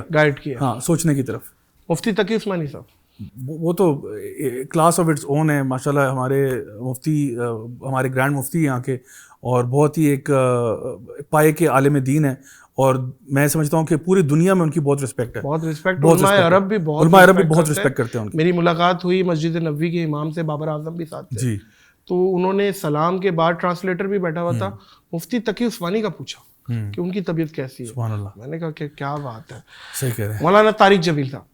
وہ بھی ماشاءاللہ ایک نرم دل کے آدمی ہیں اور لوگوں کو جس کا تعلق لوگوں کے معاملات کے ساتھ ہے اس پہ بہت اچھی رہنمائی کرتے ہیں. میں سمجھتا ہوں ہمارے جتنے بھی علماء ہیں وہ ایک پھولوں کے گلدستے میں سے ایک مختلف قسم کے پھول ہیں. ہر کسی کا اپنا ایک سٹائل ہے, ہر کسی کا اپنا ایک انداز ہے. جو بندہ بھی میں سمجھتا ہوں کہ اللہ کے دین کے ساتھ جوڑ رہا ہے الحمدللہ ایک خیر کا کام کر رہا ہے. انجینئر مرزا صاحب, انجینئر صاحب سے بھی ہم کئی چیزوں پہ ہم کہتے ہیں کہ آج کل کچھ معاملات ان کے اختلافی چل رہے ہیں, لیکن میں سمجھتا ہوں بہرحال انہوں نے ایک جو فیور کیا ہے سب کے ساتھ وہ یہ کیا کہ لوگوں کو کم از کم جو ٹریڈیشنل تھنکنگ ہے نا اس سے اپ گریڈ کر کے سوچنے پہ مجبور کیا ہے, جس کو ہم کہتے ہیں کہ انسان ہر بندہ ہر چیز کو ایویلیویٹ کرے, تحقیق کرے, اور کسی کی بات کو بھی اگر آپ لیتے ہیں, ہم بھی کوئی بات کرتے ہیں تو آپ کا رائٹ ہے ایز اے آڈینس آپ چیک کریں, کوئی بندہ بھی اس سے نہیں. لیکن میں یہ سمجھتا ہوں اس کے ساتھ بریکٹ میں یہ کہتا ہوں کہ ہر چیز جو ہے نا وہ عزت, احترام اور تمیز کے دائرے میں ہونی چاہیے. جو بھی آپ نے کرنا ہے, آپ مثال کے طور پہ میرے سے اگر آپ کو کوئی اختلاف بھی ہو ضرور کریں, اختلاف صحیح ہے, مخالفت نہیں ہونی چاہیے. واہ. الیاس قادری صاحب, الیاس قادری صاحب بھی ماشاءاللہ میں سمجھتا ہوں کہ وہ جس طبقے میں کام کر رہے ہیں, کیونکہ کئی چیزیں میں خود جب اپنے بارے میں دیکھتا ہوں, ہم لوگوں نے ایک خاص مارکیٹ نیش کو پکڑا ہوا ہے. زیادہ تر اسکولوں کالجوں میں جو وہ کام کر رہے ہیں وہ ان کی ڈومین ہے, تو صحیح ہے ہر خاص و عام کے لیے. جی ماشاءاللہ. مفتی طارق مسعود, وہی طارق مسعود کے ساتھ ہمارے بڑے اچھے تعلقات بھی ہیں, روابط بھی ہیں ماشاءاللہ. جب بھی ہم جاتے ہیں تو بہت بہت ریکارڈ کرتے ہیں, اور میں سمجھتا ہوں کہ آج کل کے دور میں ایک بہت ہی بیلنسڈ قسم کے عالم دین ہیں. اور میں نے کیونکہ ان کو پرسنلی میرا ان کے ساتھ اچھی وہ ایک سلام دعا بھی ہے, تو میں سمجھتا ہوں کہ ایک بڑے جینون آدمی ہیں, اور جینونلی وہ چاہتے ہیں کہ لوگ آپس میں جڑیں. میں نے ہمیشہ ان کے اندر یہ بات دیکھی, اور یہ بہت پازیٹیو بات ہے. آج کل کے دور میں اگر مجھے لگتا ہے کہ کوئی مین اسٹریم ہمارے علماء کے اندر کوئی ایسا کام کر سکتا ہے امت کو جوڑنے والا اور لوگوں کو ساتھ ملانے والا, تو اس میں مفتی طارق مسعود صاحب بہت بڑا رول پلے کر سکتے ہیں. ماشاءاللہ. ڈاکٹر اسرار صاحب, ڈاکٹر اسرار صاحب تو ایک لیجنڈ آدمی ہیں. وہ انہوں نے جو قرآن کی خدمت میں ٹائم لگایا ہے وہ ان کی بہت بڑی کوشش ہے. انہوں نے دیکھیں وہ ان کے لیکچر آج بھی چل رہے ہیں, بالکل چل رہے ہیں. ان کے جو دجال سے ریلیٹڈ لیکچر ہیں وہ آج بھی لوگ شیئر کر رہے ہیں. جو مسجد الاقصیٰ کے معاملات ابھی ہوئے ہمارے سب نے دیکھے, ان کے 1990s کے لیکچر لوگ آج چلا رہے ہیں, اور وہ ان کی پیشن گوئیاں پوری ہو رہی ہیں, دور اندیشی ان کی. بالکل. تو وہ ایک بڑے, میں سمجھتا ہوں انہوں نے جو قرآن فہمی ہے نا اس کو بہت مین اسٹریم کیا ہے, جو کہ ان کا بہت بڑا کریڈٹ جاتا ہے ان کو. اینڈ لاسٹ ساحل ندیم صاحب. ساحل ندیم صاحب ہمارے محسن ہیں, جو ہے ہمارے ساتھ بہت انہوں نے جو ہے کام بھی کیا ہے. ہمارا صرف ان کو یہ ہوتا ہے کہ ہم کہتے ہیں کہ کچھ چیزوں میں نا ہمیں کچھ ایریاز ایسے ہوتے ہیں جہاں پہ جانے کی ضرورت ایسے پیش نہیں آتی, جہاں پہ خاص طور پہ آپ کہتے ہو کہ اسلام اینڈ سائنس والی بات آتی ہے, تو ہمیں کوشش کرنی چاہیے کہ جو قرآن اینڈ سنہ کا جو ٹیکسٹ ہے اس کو افضل رکھیں, پرائرٹی پہ رکھیں. باقی ہر بندے کا اپنا اوپینین ہوتا ہے, اپنی رائے ہوتی ہے, لیکن کوئی بھی رائے, ایون میں اپنی رائے کو بھی یہ نہیں کہتا کہ جی میری رائے جو ہے نا وہ بالکل اینڈ سولوشن ہے. ہمیشہ ایک فلیکسیبلٹی آپ کے اندر ہونی چاہیے کہ جہاں پہ آپ کہتے ہو کہ علماء کے ساتھ ہم جڑے رہیں, سیکھنے سکھانے کا عمل جاری رہے, اور ہر انسان یہ کوشش کرے کہ میں اپنی کیپیسٹی میں اپنی استطاعت کے مطابق جو بھی دین کی خیر کا کام کر سکتا ہوں وہ میں کروں. آپ ماشاءاللہ جو کام کر رہے ہیں میں آپ کو بھی بہت اس میں اپریشیٹ کروں گا کہ اللہ تعالیٰ آپ سے بھی کام لے. دیکھیں جس بندے کو بھی اللہ نے کسی نہ کسی مقام پہ پہنچا دیا نا, یا اس کو تھوڑی بہت فالوئنگ بھی دے دی ہے, اس کو وہ دے دیا, اب اس کے اوپر ایک رسپانسبلٹی بھی آ جاتی ہے. دیکھیں جو سوال میرے سے ہوگا وہ کسی لے مین سے نہیں ہوگا, ٹھیک ہے, جو سوال کسی حکمران سے ہوگا وہ ایک عام آدمی سے نہیں ہوگا. ہر بندے کو چاہیے, چاہے وہ کوئی عالم دین ہو, چاہے وہ کوئی موٹیویشنل اسپیکر ہو, چاہے وہ کوئی اسکالر ہو, چاہے وہ کوئی یوٹیوبر ہو, چاہے کوئی کانٹینٹ کریٹر ہو, کوئی بھی ہو, سب کو چاہیے کہ وہ اپنی اس رسپانسبلٹی کو سمجھیں کہ ہم نے کبھی بھی ایسا کچھ کام نہیں کرنا کہ جو ہمارے لیے نیگیٹو صدقہ جاری میں چلے جائے. پازیٹیوٹی کریٹ کریں, اور اب یہ وقت آ گیا کہ ہم امت کو جوڑیں. بہت ہو گیا یہ فرقہ واریت اور تفرقہ بازیاں. اختلاف دیکھیں ہمارے ہزار اختلاف ہو سکتے ہیں, لیکن میرے آپ میں ہزار اختلاف ہوں گے, لیکن مخالفت نہیں کرنی, پیار سے رہنا ہے. مسلمان ہے, واعتصموا بحبل اللہ جمیعا ولا تفرقوا, سارے کے سارے اللہ تعالیٰ کی رسی کو نا مضبوطی سے پکڑ لو, اور فرقہ واریت نہیں کرنی, فرقوں میں نہیں بٹنا. یہ ہمارا جو ہے نا میسج ہونا چاہیے سب کے لیے انشاءاللہ. بالکل ہے. اس وقت کون سا ایسا ملک ہے جو آپ کی فیوریٹ ڈیسٹینیشن؟ میں اگر آنیسٹلی آپ کو بتاؤں نا, پاکستان ہی ہے, تو وہ پاکستان ہی ہے. اچھا. مجھے آپ شاید کہیں گے یہ بندہ پاگل ہے یا اس کو جنونی ہے یا کچھ ہے, لیکن میں آپ کو بتاؤں شاید میرا باعث بھی ہو سکتا ہے. میں انگلینڈ میں بھی رہا, میں آسٹریلیا میں بھی رہا, میں ساؤتھ افریقہ بھی گیا, دیگر ممالک میں گھوما پھرا, لیکن جو میری محبت پاکستان کے ساتھ ہے نا وہ بہت ہی نیکسٹ لیول پہ. اور شاید اس لیے کہ پیدائش یہاں پہ ہوئی شاید اس لیے کہ یہاں پہ وہ میموریز جو بچپن کی یادیں ہوتی ہیں وہ بہت زیادہ ہیں, شاید اس لیے کہ یہاں پہ ٹریول بہت زیادہ کیا, چپا چھان مارا, یعنی یہ بہت سارے فیکٹرز ہیں. اور میں سمجھتا ہوں کہ بہت سے لوگ پاکستان چھوڑ کے چلے بھی جاتے ہیں, لیکن مجھے لگتا ہے کہ پاکستان پہ اتنی جلدی ہار نہیں ماننی چاہیے. پاکستان میرے اعتبار سے انشاءاللہ دوبارہ سے بھی اٹھے گا, اور ہم لوگ واقعی میں ایک, اگر ہم قوم بننا چاہیں تو ہم بن سکتے ہیں. میں نے خود پاکستانیوں کو دیکھا ہے, دبئی میں بالکل سیدھے ہو کے رہتے ہیں, کینیڈا میں سیدھے ہو کے رہتے ہیں, تو اس کا مطلب ہے ہم سیدھے ہو سکتے ہیں, سیدھا کرنے والا ہونا چاہیے. تو اللہ تعالیٰ توفیق دے کہ ہمارے اندر ایسے لوگ پیدا ہوں جو صحیح معنوں میں اصلاح کریں اور لوگوں کو صحیح ٹریک پہ لے کے آئیں. سر ڈی این اے میں ہی ہمارے جھوٹ آ گیا ہے. اب گھنٹی بجی پڑم پڑم, باپ نے بیٹے کو کہا یار بولو میں نہیں ہوں. بیسیکلی باپ نے ہی سکھا دیا ہے پہلے اولاد کو کہ جھوٹ بولنا. اب یہ جس موٹر بائک پہ باپ بچے کو ٹنکی پہ بٹھا کے ٹریفک کی وائلیشن کر رہا ہے, اور وہ بچے کو بولے گا ٹریفک کی پاسداری کرنا ہے ہم نے, تو کیسے کرے گا؟ نہیں کرے گا. آل آف فیل میں فرق ہے. تو ہمارے ڈی این اے میں بھی ہم سمجھتے ہیں کہ شاید ہماری یہ جو لاٹ ہے یہ جائے تو ہمارے بچے ٹھیک ہو جائیں, بالکل ایسی تربیت ہو تو نیچے سے ہو. دیکھیں اسی لیے ہم جو ادارہ چلا رہے ہیں نا یوتھ کلب, ہمارا کام یہ کہ یہ مجھے اپنے سے جو بڑے ہیں نا ان پہ کوئی اتنی خاص امید نہیں ہے کہ وہاں سے کوئی چینج آئے گا.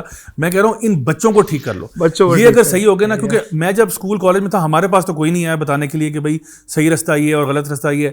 لیکن اب ہم جو کام کر رہے ہیں مجھے لگتا ہے کہ نوجوانوں میں نا بہت پوٹینشیل ہے. ہم لوگ مختلف اسکولوں میں جاتے ہیں, کالجز میں, یونیورسٹیز میں, نوجوانوں میں جتنی تڑپ ہے نا دین کے لیے, آپ کی سوچ ہے, تو میں سمجھتا ہوں یہ ایک سلیپنگ جائنٹ ہے پاکستان. اگر یہ نوجوان, اور ہماری پاپولیشن نوجوانوں کی بہت زیادہ ہے, 60% تقریباً نوجوان ہے, یہ اگر ہمارا طبقہ اٹھ گیا نا ایک دفعہ تو پھر روکنے والا کوئی نہیں ہوگا انشاءاللہ. ہمیں روکنے والا کوئی نہیں ہوگا. اور یوتھ کلب کی آپ نے بات کی ہے, تو یوتھ کلب کو کوئکلی بتا دیں کہ آپ کے بعد یا جتنے بھی فاؤنڈرز ممبرز ہیں اگر وہ سب چلے جاتے ہیں دنیا سے, یوتھ کلب کا کون دیکھے گا, اس کو کون چلائے گا, یا اس کی لیگیسی کو کون کنٹینیو کرے گا؟ آخر جانا ہے تو کون کرے گا؟ یوتھ کلب کو اللہ چلائے گا. اللہ, کیونکہ ہمارا نہ یہ میرا کوئی پرسنل کام ہے, نہ یہ کسی اور ہمارے ٹیم ممبر کا پرسنل کام ہے. یہ جب ہم لوگوں نے اسٹارٹ بھی کیا تھا تو اسی مشن ویژن سے کیا تھا کہ یہ قیامت تک ادارہ قائم رہے اور ہم اس کے اندر بس کنٹریبیوٹ کرتے رہیں, بہت سارے ایسے لوگوں کو ٹرین کریں, لوگوں کو اس کے اندر تربیت دیں کہ وہ کل کو آ کے ہمارے فیوچر لیڈرز بنیں, لوگوں کو گائیڈ کریں, موٹیویٹ کریں اور دین کے ساتھ جوڑیں صحیح معنوں میں. وہ جو ہوتا ہے نا ایک وہ روایتی قسم کا مسلمان, وہ نہیں, پکا والا مسلمان جو ہوتا ہے نا, جو دین کو جو پڑھتا ہے, سمجھتا ہے اور عمل بھی کرتا ہے. کیونکہ اکثر میں جب ایون باہر بھی تھا تو میں نے دیکھا کہ جب کوئی گورا اسلام قبول کرتا ہے تو کمال لیول پہ کرتا ہے, ہمیں بھی شرم آتی ہے اس کو دیکھ کے. پریکٹسنگ ہوتا ہے نا, اصل میں چاہیے وہی شخص مطلوب اور مقصود ہے. تو اس لیے ہم وہی لوگ کریٹ کرنا چاہ رہے ہیں, اور ماشاءاللہ جہاں جہاں پہ بھی ہم لوگ جاتے ہیں ہمیں وہ پریکٹسنگ مسلمز اب نظر آتے ہیں. تو اللہ تعالیٰ سے امید ہے کہ اللہ تعالیٰ اس کو انشاءاللہ قائم و دائم رکھے اور بھرپور قسم کا کام ہم سے بھی لے لے انشاءاللہ. اچھا, آپ جو لیکچرز کرتے ہیں سر, وہ ظاہر ہے دیکھیں پیسہ فقیر سے لے کے بادشاہ تک کی ضرورت ہے, اور کسی کی تو خواہش بھی ہوتی ہے. صحیح کہہ رہے ہیں. تو اس میں آپ تو ٹھیک ٹھاک پیسے لے لیتے ہوں گے, ایکسپینسو تو بہت ہوں گے. مطلب جیف بیزوس آپ کو فون کرتا ہوگا, بھائی جان بہت اوپر سے آ رہے ہیں آپ, یہ تو بتائیں ذرا. نہیں, ہمارے لیکچر سارے فری ہوتے ہیں الحمدللہ. ہمارا کوئی, ہم لوگ بالکل چارج نہیں کرتے. جتنے بھی اسکولوں میں جاتے ہیں, کالجز میں, یونیورسٹیز میں, ہمارے بارے میں یہ مشہور ہے کہ کوئی 1 روپیہ ہم چارج نہیں کرتے. کچھ پروگرامز ہوتے ہیں, فار ایگزامپل جو کسی جگہ پہ اگر ہم لوگوں نے کرنا ہو, فار ایگزامپل کہ کوئی ہوٹل بک کرا لیا ہو اور وہ کارپوریٹ ٹائپ کا کیا ہو, اس میں کچھ تھوڑا بہت چارج کرتے ہیں. وہ بھی بہت ہیوج اماؤنٹ نہیں ہوتا, 1000-1200 کا ٹکٹ ہوتا ہے. وہ بھی اس لیے کہ ہم نے پورا ہوٹل بک کرایا ہوتا ہے. لیکن جو ویسے ہماری ٹاکس ہوتی ہیں وہ الحمدللہ اللہ کے فضل و کرم سے بالکل فری ہوتی ہیں. کچھ بھی ہم چارج نہیں کرتے. ایون ہم ٹرانسپورٹ بھی چارج نہیں کرتے کہ جی میں اگر یہاں سے اٹھ کے مظفر آباد گیا ہوں یا لاہور گیا ہوں یا کراچی گیا ہوں, ہم ایون ٹرانسپورٹ بھی چارج نہیں کرتے. سارا کچھ فری ہوتا ہے. بس ہمیں اپنا ٹائم نکالنا پڑتا ہے کہ بھائی ٹائم. تو ہمارا جو اصل فوکس اس بات پہ ہوتا ہے کہ یار آپ بلانے والے بنے, ہم حاضر ہیں انشاءاللہ آپ لوگوں کے لیے, آپ کو بتانے کے لیے, سکھانے کے لیے. تو انشاءاللہ اس کے لیے ہم لوگ پہ ٹائم نکالتے ہیں. سر فیمنزم کو کیسے دیکھتے ہیں, لبرلزم کو کیسے دیکھتے ہیں؟ یہ فیمنزم کیا ہے؟ مجھے نہیں سمجھ میں آتا یہ کیا ہے, تھوڑا سا سمجھائیں مجھے. صحیح. تو یہ فیمنزم کیا ہے, یہ نعرے بازی کیا ہے, یہ عورت مارچ کیا ہے, اس کے پلے کارڈ کیا ہیں, پلے کارڈ کے نعرے کیا ہیں, یہ کیا چیز ہے کہ جو عورت کس چیز کی آزادی مانگ رہی ہے؟ عبائے سے نکلنے کی آزادی ہے, حجاب سے نکلنے کی آزادی ہے, کیا ہے؟ دیکھیے ہمارے یہاں پہ اصل میں فیمنزم کے بارے میں بات اور ڈسکشنز جو ہے وہ تو مے بی 1-2 ڈیکیڈز پہلے سٹارٹ ہو گئی تھی, لیکن یہ عورت مارچ کا آئی تھنک یہاں پہ جو مین میپ پہ بات آئی ہے وہ عورت مارچ کے بعد اس کے اوپر زیادہ بات شروع ہوئی ہے کہ جی عورت مارچ ہو گیا, کیا ہو گیا, اس کا ان کا کیا ایجنڈا ہے, بہت بیہودہ. ہاں وہ بہت سارے تھے, لوگوں نے اس کے اوپر بہت بات بھی کی. کہنے کا مقصد یہ تھا کہ ان نعروں کی وجہ سے نا لوگوں کو پتہ لگا کہ بھئی یہ بات کیا ہو رہی ہے, کیونکہ پہلے دعویٰ یہ تھا کہ ہم عورتوں کے حقوق کی بات کر رہے ہیں. تو بھئی وہ پھر ایک عام انسان سوچتا ہے بھئی عورت کو تو حقوق ہم بھی دینا چاہتے ہیں, وہ تو دین بھی حقوق عورت کو دینا چاہتا ہے. بلکہ اسلام کے اعتبار سے اگر آپ دیکھا جائے, ایک جگہ پہ میں گیا جہاں پہ ایک ٹاک شو تھا, وہاں پہ کچھ خواتین تھیں جو کہ عورت مارچ سے ریلیٹڈ بھی تھیں اور اسی طرح فیمنسٹ بیک گراؤنڈ سے. تو ان کے سامنے میں نے ایک سوال رکھا, میں نے کہا دیکھیں جو اسلام آپ کو حقوق دے رہا ہے میں اس میں آپ کے ساتھ سڑکوں پہ آنے کے لیے تیار ہوں, بلکہ میں آپ اس وقت نمائندگی کرتا ہوں تمام جو مکاتب فکر ہیں ان کی, اور میں آپ کو گارنٹی دیتا ہوں کہ جو باتیں میں ابھی آپ سے کروں گا یہ کوئی اس میں اختلاف نہیں ہوگا. یہ ہم ہر مسجد اور ممبر سے یہ اعلان کروا سکتے ہیں کہ بھئی عورتوں کو یہ حقوق دینے چاہیے. اس میں نے کچھ چیزیں بیان کی. میں نے کہا سب سے پہلی بات یہ کہ جب عورت بیٹی ہوتی ہے تو نبی کریم صلی اللہ علیہ وسلم کی حدیث ہے کہ جس کی 3 بیٹیاں ہوں اور وہ ان کو صحیح طریقے سے پال پوس کے بڑا کرے تو وہ اور میں جنت میں ایسے ہوں گے. ٹھیک ہے, اگر وہ بیوی ہے تو نبی کریم صلی اللہ علیہ وسلم فرما رہے ہیں کہ تم میں سے بہترین وہ ہے جو اخلاق میں سب سے اچھا ہے, اور ان میں بھی سب سے بہترین وہ ہے جو اپنی بیوی کے ساتھ سب سے اچھا ہے. اگر وہ ماں ہے تو اس کے پاؤں کے نیچے جنت ہے. سب سے زیادہ یعنی باپ سے بھی 3 گنا زیادہ وہ اس چیز کی حقدار ہے کہ اس کے ساتھ محبت کی جائے. ہر ماں کے پاؤں کے نیچے جنت ہے. بالکل ہے, بالکل ہے. اس میں بھلے وہ اس کا کریکٹر کچھ بھی بھائی جیسی وہ ماں ہے نا, دیکھیں اس کا کریکٹر تو اللہ اس کو پوچھے گا, آپ نے البتہ خدمت ہی کرنی ہے اس کی. صحیح بات سمجھ آ رہی ہے آپ کو. دیکھیں جو بھی ہے جیسے بھی آپ کے والدین ہیں, آپ کے والدین یہ ہیں وہ عزت تو آپ کریں گے نا, ماں باپ کو اف تو نہیں کریں گے, آپ ان کے ساتھ پیار سے پیش آئیں گے. ان کا معاملہ اللہ دیکھ لے گا, آپ کا معاملہ بھی دیکھ لے گا. تو یہ ایکسکیوز نہیں ہم بنا سکتے. اچھا اسی طرح سے آپ دیکھیں کہ جب عورت اپنے باپ کے گھر میں رہتی ہے تو سارا خرچہ پانی باپ کا ذمہ ہے. اگر باپ نہیں کرے گا باپ گناہگار ہوگا. جب اس کی شادی ہو جاتی ہے تو اب اس کا سارا خرچہ پانی اس کے شوہر کی رسپانسبلٹی ہے. وہ چاہے جو وہ کمائے گی وہ اسی کا ہے, جو ہسبینڈ کمائے گا اس میں بیوی کا بھی شیئر ہے, بچوں کا بھی شیئر ہے. تو اس کو پوری طرح سے فیسیلیٹیٹ کیا گیا ہے. اچھا پھر یہ کہ اس کو رائٹ ٹو ایجوکیشن بھی ہے, علم کا حاصل کرنا ہر مسلمان مرد اور عورت پہ فرض ہے. اچھا وہ ایک آپ کے ساتھ ایکول شہری بھی ہے, ووٹ کا حق بھی اس کو مل گیا. اسی طرح سے جتنے بھی آپ دیکھیں اللہ کے سامنے بھی تقویٰ میں تو مرد اور عورت کی تفریق نہیں ہے. جو بھی نیکی والے کام کرے گا چاہے مرد ہو یا عورت ہو تو وہ انشاءاللہ اللہ کا زیادہ پیارا ہوگا. تو اس اعتبار سے اگر دیکھا جائے تو اللہ تعالیٰ نے مردوں اور عورتوں کو رائٹس کے اعتبار سے جب ہم بات کرتے ہیں تو ان کے اندر ایک ڈفرینس کریٹ کیا ہے, لیکن اوور آل اللہ کے ہاں برابر ہے. مثال کے طور پہ جیسے آپ کہتے ہو ایک کلاس میں 2 بچے ہیں نا, اور تینوں انہوں نے پیپر دیے انگلش, اردو اور میتھمیٹکس. ایک بچے کے اسٹوڈنٹ اے اور اسٹوڈنٹ بی ہے. اسٹوڈنٹ اے کے نمبر آئے ہیں انگلش میں 100, میتھس میں 100, اردو میں 50 آئے ہیں بیچارے کے. اس والے اسٹوڈنٹ کے اردو میں 100 آئے ہیں, میتھس میں بھی 100 آئے ہیں, انگریزی میں 50 آئے ہیں. دونوں کے 250 آؤٹ آف 300 ہے. دونوں کے مارکس برابر ہیں لیکن دونوں مختلف ہیں. سمجھ آ رہی میری بات. اسی طرح سے مرد اور عورت بھی مختلف ہیں, مردوں کے اپنے کام ہیں, عورتوں کے اپنے والے, لیکن اللہ کے سامنے دونوں برابر ہیں. تو اس لیے اللہ تعالیٰ نے مردوں کو کہا کہ تم قوام ہو, تم نے یہ کام کرنا ہے, تم نے یہ کام کرنا ہے. عورتوں کو بتایا کہ تم جو ہے نا بچے تمہارے سے ہی ہوں گے, ظاہری بات ہے, ان کی پرورش کرنا, ان کی نشو نما کرنا وہ تمہارا پرائمری رول ہے. تو وہ رولز اللہ تعالیٰ نے ڈیفائن کر دیے. اب جب ہم بات کرتے ہیں کہ اسلام نے کیا حقوق دیے تو وہ حقوق ہمارے سامنے آگے. اور جب یہ سامنے میں نے ان کے سامنے یہ والی چیز رکھی کہ جی عورت کی شادی اس کی زبردستی نہیں ہو سکتی, اس پہ جو نا نبی کریم صلی اللہ علیہ وسلم کی سخت وعید ہے. یہ سارے معاملات آپ کے, مجھے بتائیں بہن اس کے علاوہ کیا چاہتی ہیں؟ مسئلہ پتہ کیا ہے, اس کے علاوہ جو وہ چاہتے ہیں نا وہ آن ایئر بتا نہیں سکتے. وہ آن ایئر بتا نہیں سکتے کہ اس کے علاوہ ہم کیا چاہتے ہیں. تو دیکھیں وہ جو آپ کہتے ہیں نا کہ جی شخصی آزادی ہو جائے اور مادر پدر آزاد ہو جائے, وہ نہ مرد کو اجازت ہے نہ عورت کو اجازت ہے. یعنی یہ مرد بھی نہیں کر سکتا. ایک چیز ول آف اللہ ہے جی, بس اس کے آگے ہمارا سوال تو بنتا ہی نہیں ہے. بالکل بالکل, کہ جب ایک چیز اللہ نے بول دی ہے, اللہ نے پردے کا حکم دے دیا ہے, اللہ نے مردوں کو بھی پردے کا حکم دے دیا ہے, نظروں کا. بالکل ایسے ہی. اب دیکھیں ہمارے لیے ماڈل تو امہات المومنین ہے, ایسا ہی ہے, اور اس وقت کے صحابہ ہیں. امہات المومنین اس وقت کے صحابہ سے پردہ کرتی تھی, وہ نظروں کا پردہ کرتے تھے. یہ ہمارے لیے رول ماڈل ہے. آج کے دور میں یہ بولا جاتا ہے اپنی نظروں کا پردہ کرو, ہم تو کچھ بھی پہنے. یہ بھی عجیب سوچ ہے نا. صحیح کہہ رہے ہیں. ہم دیکھیں میں کوئی بھی ایسے لوگ جب ڈبیٹ ہوتی ہے یا کوئی ٹاک شو میں آتے ہیں تو میں چاہتا ہوں کہ پہلے ہم ذرا تھوڑا سا معاملہ کلیئر کر دیں. میں کہتا ہوں دیکھیں اگر تو ہم آپنے سامنے بیٹھے, اگر تو ہم دونوں اس بات پہ اگری کر لیں کہ ہم مسلمان ہیں, تو پھر تو اللہ اور اس کے رسول کی بات کے آگے تو ہماری بات بنتی نہیں ہے, سرے سے نہیں بنتی, تو معاملہ ہی ختم. اگر ایک شخص کہتا ہے جی میں تو اپنے آپ کو مسلمان نہیں سمجھتا, چلیں ٹھیک ہے, پھر آپ جو مرضی کریں, پھر آپ جیسے مرضی کپڑے پہنے, جو مرضی کریں, پھر مجھے آپ سے کوئی وہ جو ہے اختلاف. لیکن یہ نہیں آپ کر سکتے کہ آپ کہیں نہیں میں مسلمان بھی ہوں لیکن میں نے پھر اسلام کا بھی تیا پانچا کرنا ہے, میں نے اس میں سے یہ چیزیں پلس کرنی ہے, یہ مائنس کرنی ہے, پک اینڈ چوز کرنا ہے. ایسا نہیں ہو سکتا سر, ایسا نہیں ہو سکتا. وہ پھر ہم کہتے ہیں کہ نہیں, یہ والی لائن ہم لوگ جو ہے نا کراس نہیں کرنے دیں گے. ہم اسلامی جمہوریہ پاکستان میں رہتے ہیں, ہمارا آئین جو ہے وہ کہتا ہے sovereignty belongs to Allah, preamble section میں لکھا ہوا ہے. یہ آئین کہتا ہے کہ یہاں پہ مسلمانوں کو یہاں پہ کوئی قانون ریپگننٹ ٹو قرآن اینڈ سنہ نہیں ہو سکتا, قرآن و سنہ کے خلاف نہیں ہو سکتا. تو جب آئین بھی یہ بات کہہ رہا ہے, ہمارا دین بھی یہ بات کہہ رہا ہے, تو آپ کس خوشی میں یہ کہہ رہے ہیں کہ جی اسلام کی یہ بات ہمیں پسند نہیں اور یہ چیز عورتوں کو یہ نہیں کرنا چاہیے؟ آپ کیسے کہہ سکتے ہیں؟ یہ آپ کو کس نے یہ اتھارٹی دے دی کہ آپ یہ بات کریں؟ آپ لنڈن میں جا کے کہیں بسم اللہ, کوئی مسئلہ نہیں ہے. آپ کہیں جی ہم مسلمان ہیں ہی نہیں, نو پرابلم, آپ مائنورٹی کی طرح یہ بات کریں, نو پرابلم. لیکن اگر آپ مسلمان بھی رہیں اور یہ بھی کریں تو پھر ایسا تو نہیں چل سکتا.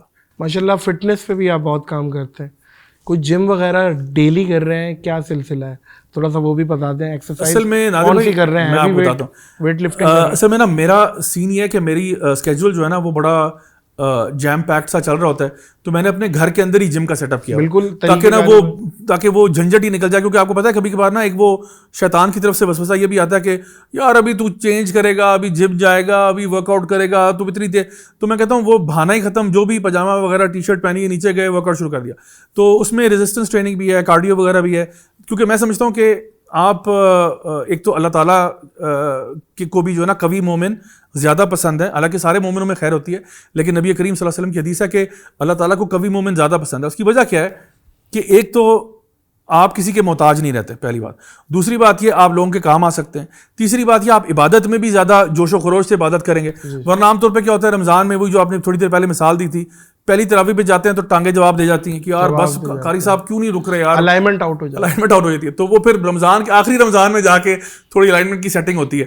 تو اسی طرح میں کہتا ہوں کہ ہمیں فزیکلی, مینٹلی, اسپرچولی اسٹرانگ رہنا چاہیے, اور اس کے لیے جو چیزیں ہم کر سکتے ہیں ہم کریں. تھوڑا سا اپنے آپ کا بھی خیال رکھیں, کیونکہ نبی کی حدیث ہے صلی اللہ علیہ وسلم کی کہ تمہارے جسم کا بھی تمہارے پہ حق ہے.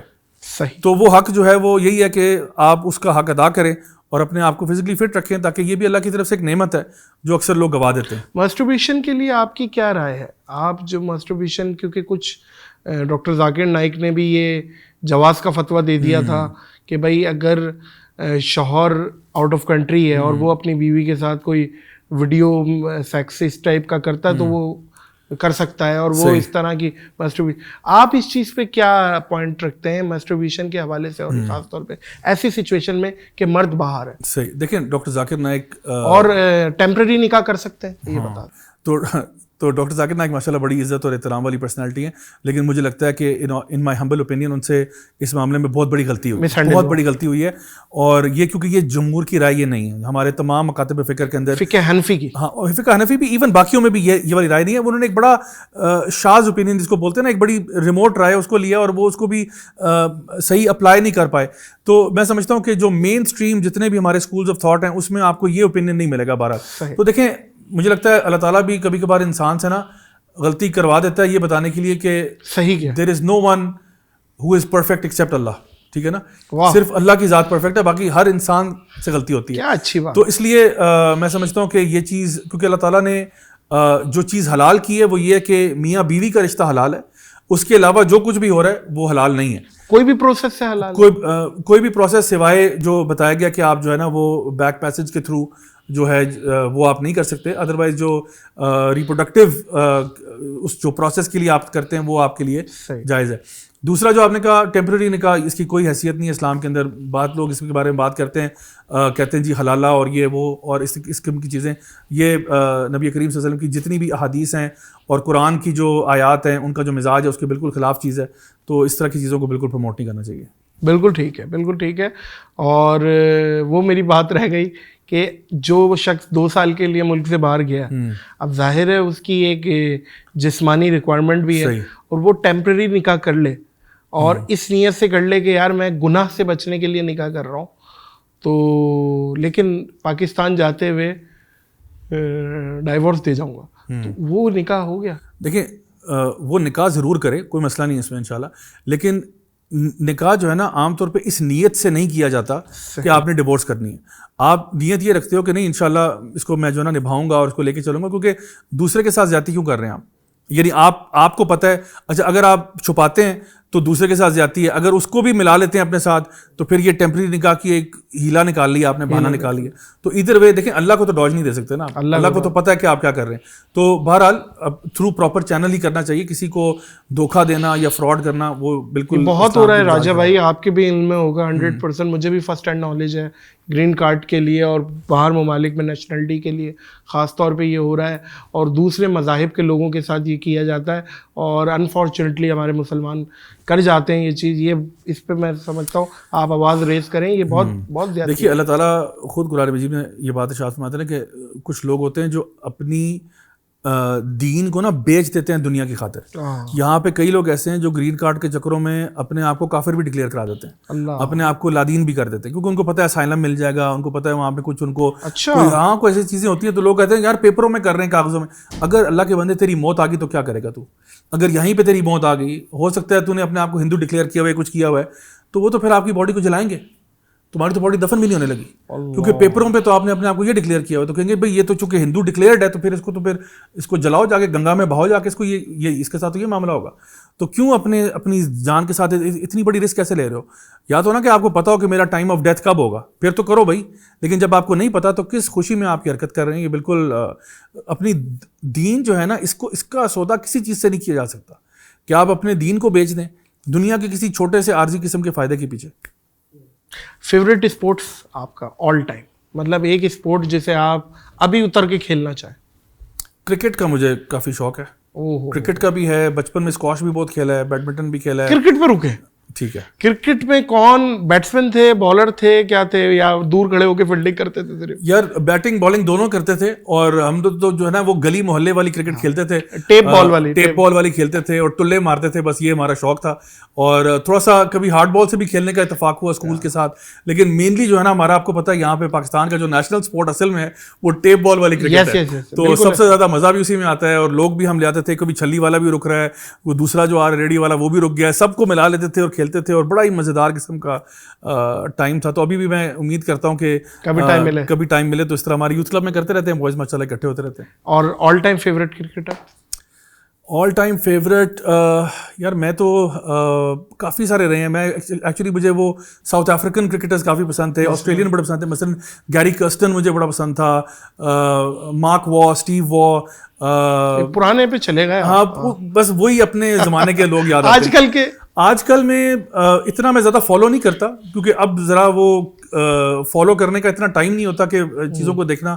اور وراٹ کوہلی ہے, ہاں ہیں تو بہت سارے ہیں. وراٹ کوہلی کا آپ نے دیکھا ہوگا. ہاں وراٹ کوہلی کا مجھے جو فزیکل ٹرانسفارمیشن ہے اس کے اوپر میں کافی خوش ہوا, اور مجھے لگا تھا کہ یہ جو روٹین ہے نا اس کی, وہ میں نے ایک دفعہ کسی نے ویڈیو شیئر کیا تھا, تو اس سے میں بڑا خوش ہوا کہ ہمارے یہاں پہ نا یہ ہونا چاہیے. کیونکہ میں نے دیکھا کہ جو باہر, کیونکہ میں آسٹریلیا میں بھی جب رہا تو میں نے دیکھا کہ وہاں پہ نا وہ اپنے اسپورٹس کو بڑا سیریس لیتے ہیں. ہاں جی, وہ میٹ چھوڑ گیا ہے, وہ میٹ زندگی میں اس نے ختم کر دیا. اور ہمارے یہاں پہ تو وہ پلاؤ بھی کھا رہے ہوتے ہیں, بریانی بھی کھا رہے ہوتے ہیں, سب کچھ ہوتا ہے. تو جب آپ اسپورٹس مین بنتے ہو نا پھر آپ کو اپنی چیزوں کو ڈسپلن کرنا پڑتا ہے, ورنہ پھر آپ ٹاپ پہ جانے کے لیے نا ایک ایک چیز بڑی میٹر کرتی ہے. یہ کمپیریزن جو ہوتا ہے Babar Azam versus Virat Kohli as a cricket expert یا کرکٹ نالج, آپ کو لگتا ہے کہ ہم قبل از وقت تو نہیں کر رہے؟ یار میں اس کے بارے میں ایک بالکل زیرو آدمی, میری اتنی اس کے بارے میں نالج نہیں ہے, اور جو لوگ کمپیریزن کر رہے ہیں واللہ عالم. میں چونکہ میں بتا دونوں بہت اچھے پلیئر ہیں, لیکن اس میں کوئی دو رائے نہیں ہے. راجہ بھائی, کوئی 100 یا 150 سال بعد امیجن کریں ہماری یہ پوڈ کاسٹ کھول کے دیکھ رہا ہے اور ہم دونوں دنیا میں نہیں ہیں, صحیح کہہ رہے ہیں, کیا ایسا ایک میسج دیں گے اس آگے آنے والی لاٹ کو کہ ہم دونوں دنیا سے چلے گئے, اور ایک میسج جو آپ دینا چاہ رہے ہیں؟ میں یہ کہوں گا کہ دیکھیں زندگی بہت چھوٹی ہے, اور اللہ تعالیٰ نے آپ کو ایک بڑا ہی محدود مدت کے لیے اس دنیا میں بھیجا ہے. جو ٹائم آپ کو دیا ہوا ہے اس ٹائم کو اپنے لیے آخرت کے لیے صدقہ جاریہ بنائیں. کوئی ایسا کام کر جائیں, کوئی ایسی بات کہہ جائیں, کوئی ایسا لوگوں کے ساتھ اپنا تعلق بنا جائیں کہ جو آپ کے مرنے کے بعد بھی آپ کی قبر میں بھی آپ کو ثواب ملتا رہے. جیسا کہ نبی کریم صلی اللہ علیہ وسلم کی حدیث میں آتا ہے کہ ایک انسان کا مرنے کے بعد نا تمام اعمال ختم ہو جاتے ہیں, سوائے 3 چیزوں کے. ایک وہ اچھی بات جو اس نے لوگوں تک پہنچائی, علم نافع, بینیفیشل نالج جو اس نے لوگوں کے ساتھ شیئر کیا, جب تک وہ چلتا رہے گا اس کو قبر میں بھی ثواب ملے گا. وہ صدقہ جاریہ جو اس نے اللہ کی راہ میں خرچ کر دیا, ہسپتال میں ویل چیئر ڈونیٹ کر دی, مسجد کی تعمیر میں اس نے 2 اینٹیں لگوا دیں, کہیں نلکا لگوا دیا, کچھ بھی کر دیا, کوئی خیر جب تک وہ چلتا رہے گا اس کے اکاؤنٹ میں ثواب جائے گا. اور آخری تیسری چیز کیا ہے کہ ایسی اولاد پیچھے چھوڑ گیا جو اس کے لیے دعائیں کرنے والے تھے, نیک و صالح اولاد. تو اپنے پیچھے ایک لیگیسی چھوڑ کے جائیں. لوگ بہت سے آتے ہیں جانوروں کی طرح جیتے ہیں, جانوروں کی طرح مر جاتے ہیں, آتے ہیں کھاتے ہیں پیتے ہیں مر جاتے ہیں. یہ ایک مسلمان کو, اور جس کو اللہ تعالیٰ نے کہا لقد خلقنا الانسان فی احسن تقویم, اس کو یہ سوٹ نہیں کرتا. کوئی ایسا کام کر کے جائیں کہ آپ کے مرنے کے بعد بھی لوگ آپ کو یاد رکھیں اور آپ کا نام اللہ تعالیٰ کے پاس, اللہ کے فرشتوں کے بعد جو ہے وہ مقبول اور مشہور ہو. مقبول و مشہور ہو. اور حقوق العباد کا خاص خیال رکھیے گا, اللہ کی تقسیم پہ راضی ہو جائیں. میں کہتا ہوں ایک جملہ, جس دن ہم اپنے دکھوں سے دکھی ہو گئے تو اس دن ہمارا کام ہو جائے گا. ہم دوسرے کا سکھ دیکھ کے دکھی ہو جاتے ہیں. یہ چیز اپنے اندر سے نکال لیجیے گا. راجا بھائی شکریہ, چھوٹا ورڈ ہے. نہیں جزاک اللہ خیر, آپ آئے آل دا وے, ماشاء اللہ بڑا اچھا لگا. آپ لوگوں کو کچھ آپ کے ویڈیوز وغیرہ دیکھے تھے, آج ان پرسن دیکھ کے بڑا اچھا لگا. اللہ آپ کو بہت جزائے خیر دے. اللہ آپ کو بھی بہت جزائے خیر دے. اللہ آپ کو زوال نعمت سے بچائے. اللہ آپ کو استقامت دے. اللہ آپ کو یہ سرخاب کے پر لگائے. اللہ آپ کی فیملی کو, اللہ آپ کی بچوں کو کامیابیاں مقدر کرے. آپ کے یوتھ کلب کے لیے بیسٹ وشز. آپ کے فیوچر جو بھی پلانز ہیں اللہ اس میں آپ کو کامیاب کرے. بہت بہت شکریہ سر, بہت بہت شکریہ. معزز خواتین و حضرات, بہت اچھی پوڈ کاسٹ, بہت کچھ سیکھنے کا موقع ملا. بس اس یقین, اس اپنے پن کے ساتھ اپنا اور دوسروں کا بہت خیال رکھیے گا. اس پوڈ کاسٹ کو کر رہے ہیں پاز, کیونکہ میں بہت اچھی پوڈ کاسٹوں کے لیے یہ بات کہتا ہوں کہ ختم نہیں کر رہا, اس کو کر رہے ہیں پاز. بشرطِ صحت زندگی آپ نے اجازت دی تو کہیں اور ریزیوم کریں گے. ضرور ضرور ضرور. الحمدللہ. مجھے اور راجہ ضیاء الحق بھائی کو دیجیے اجازت. اللہ حافظ.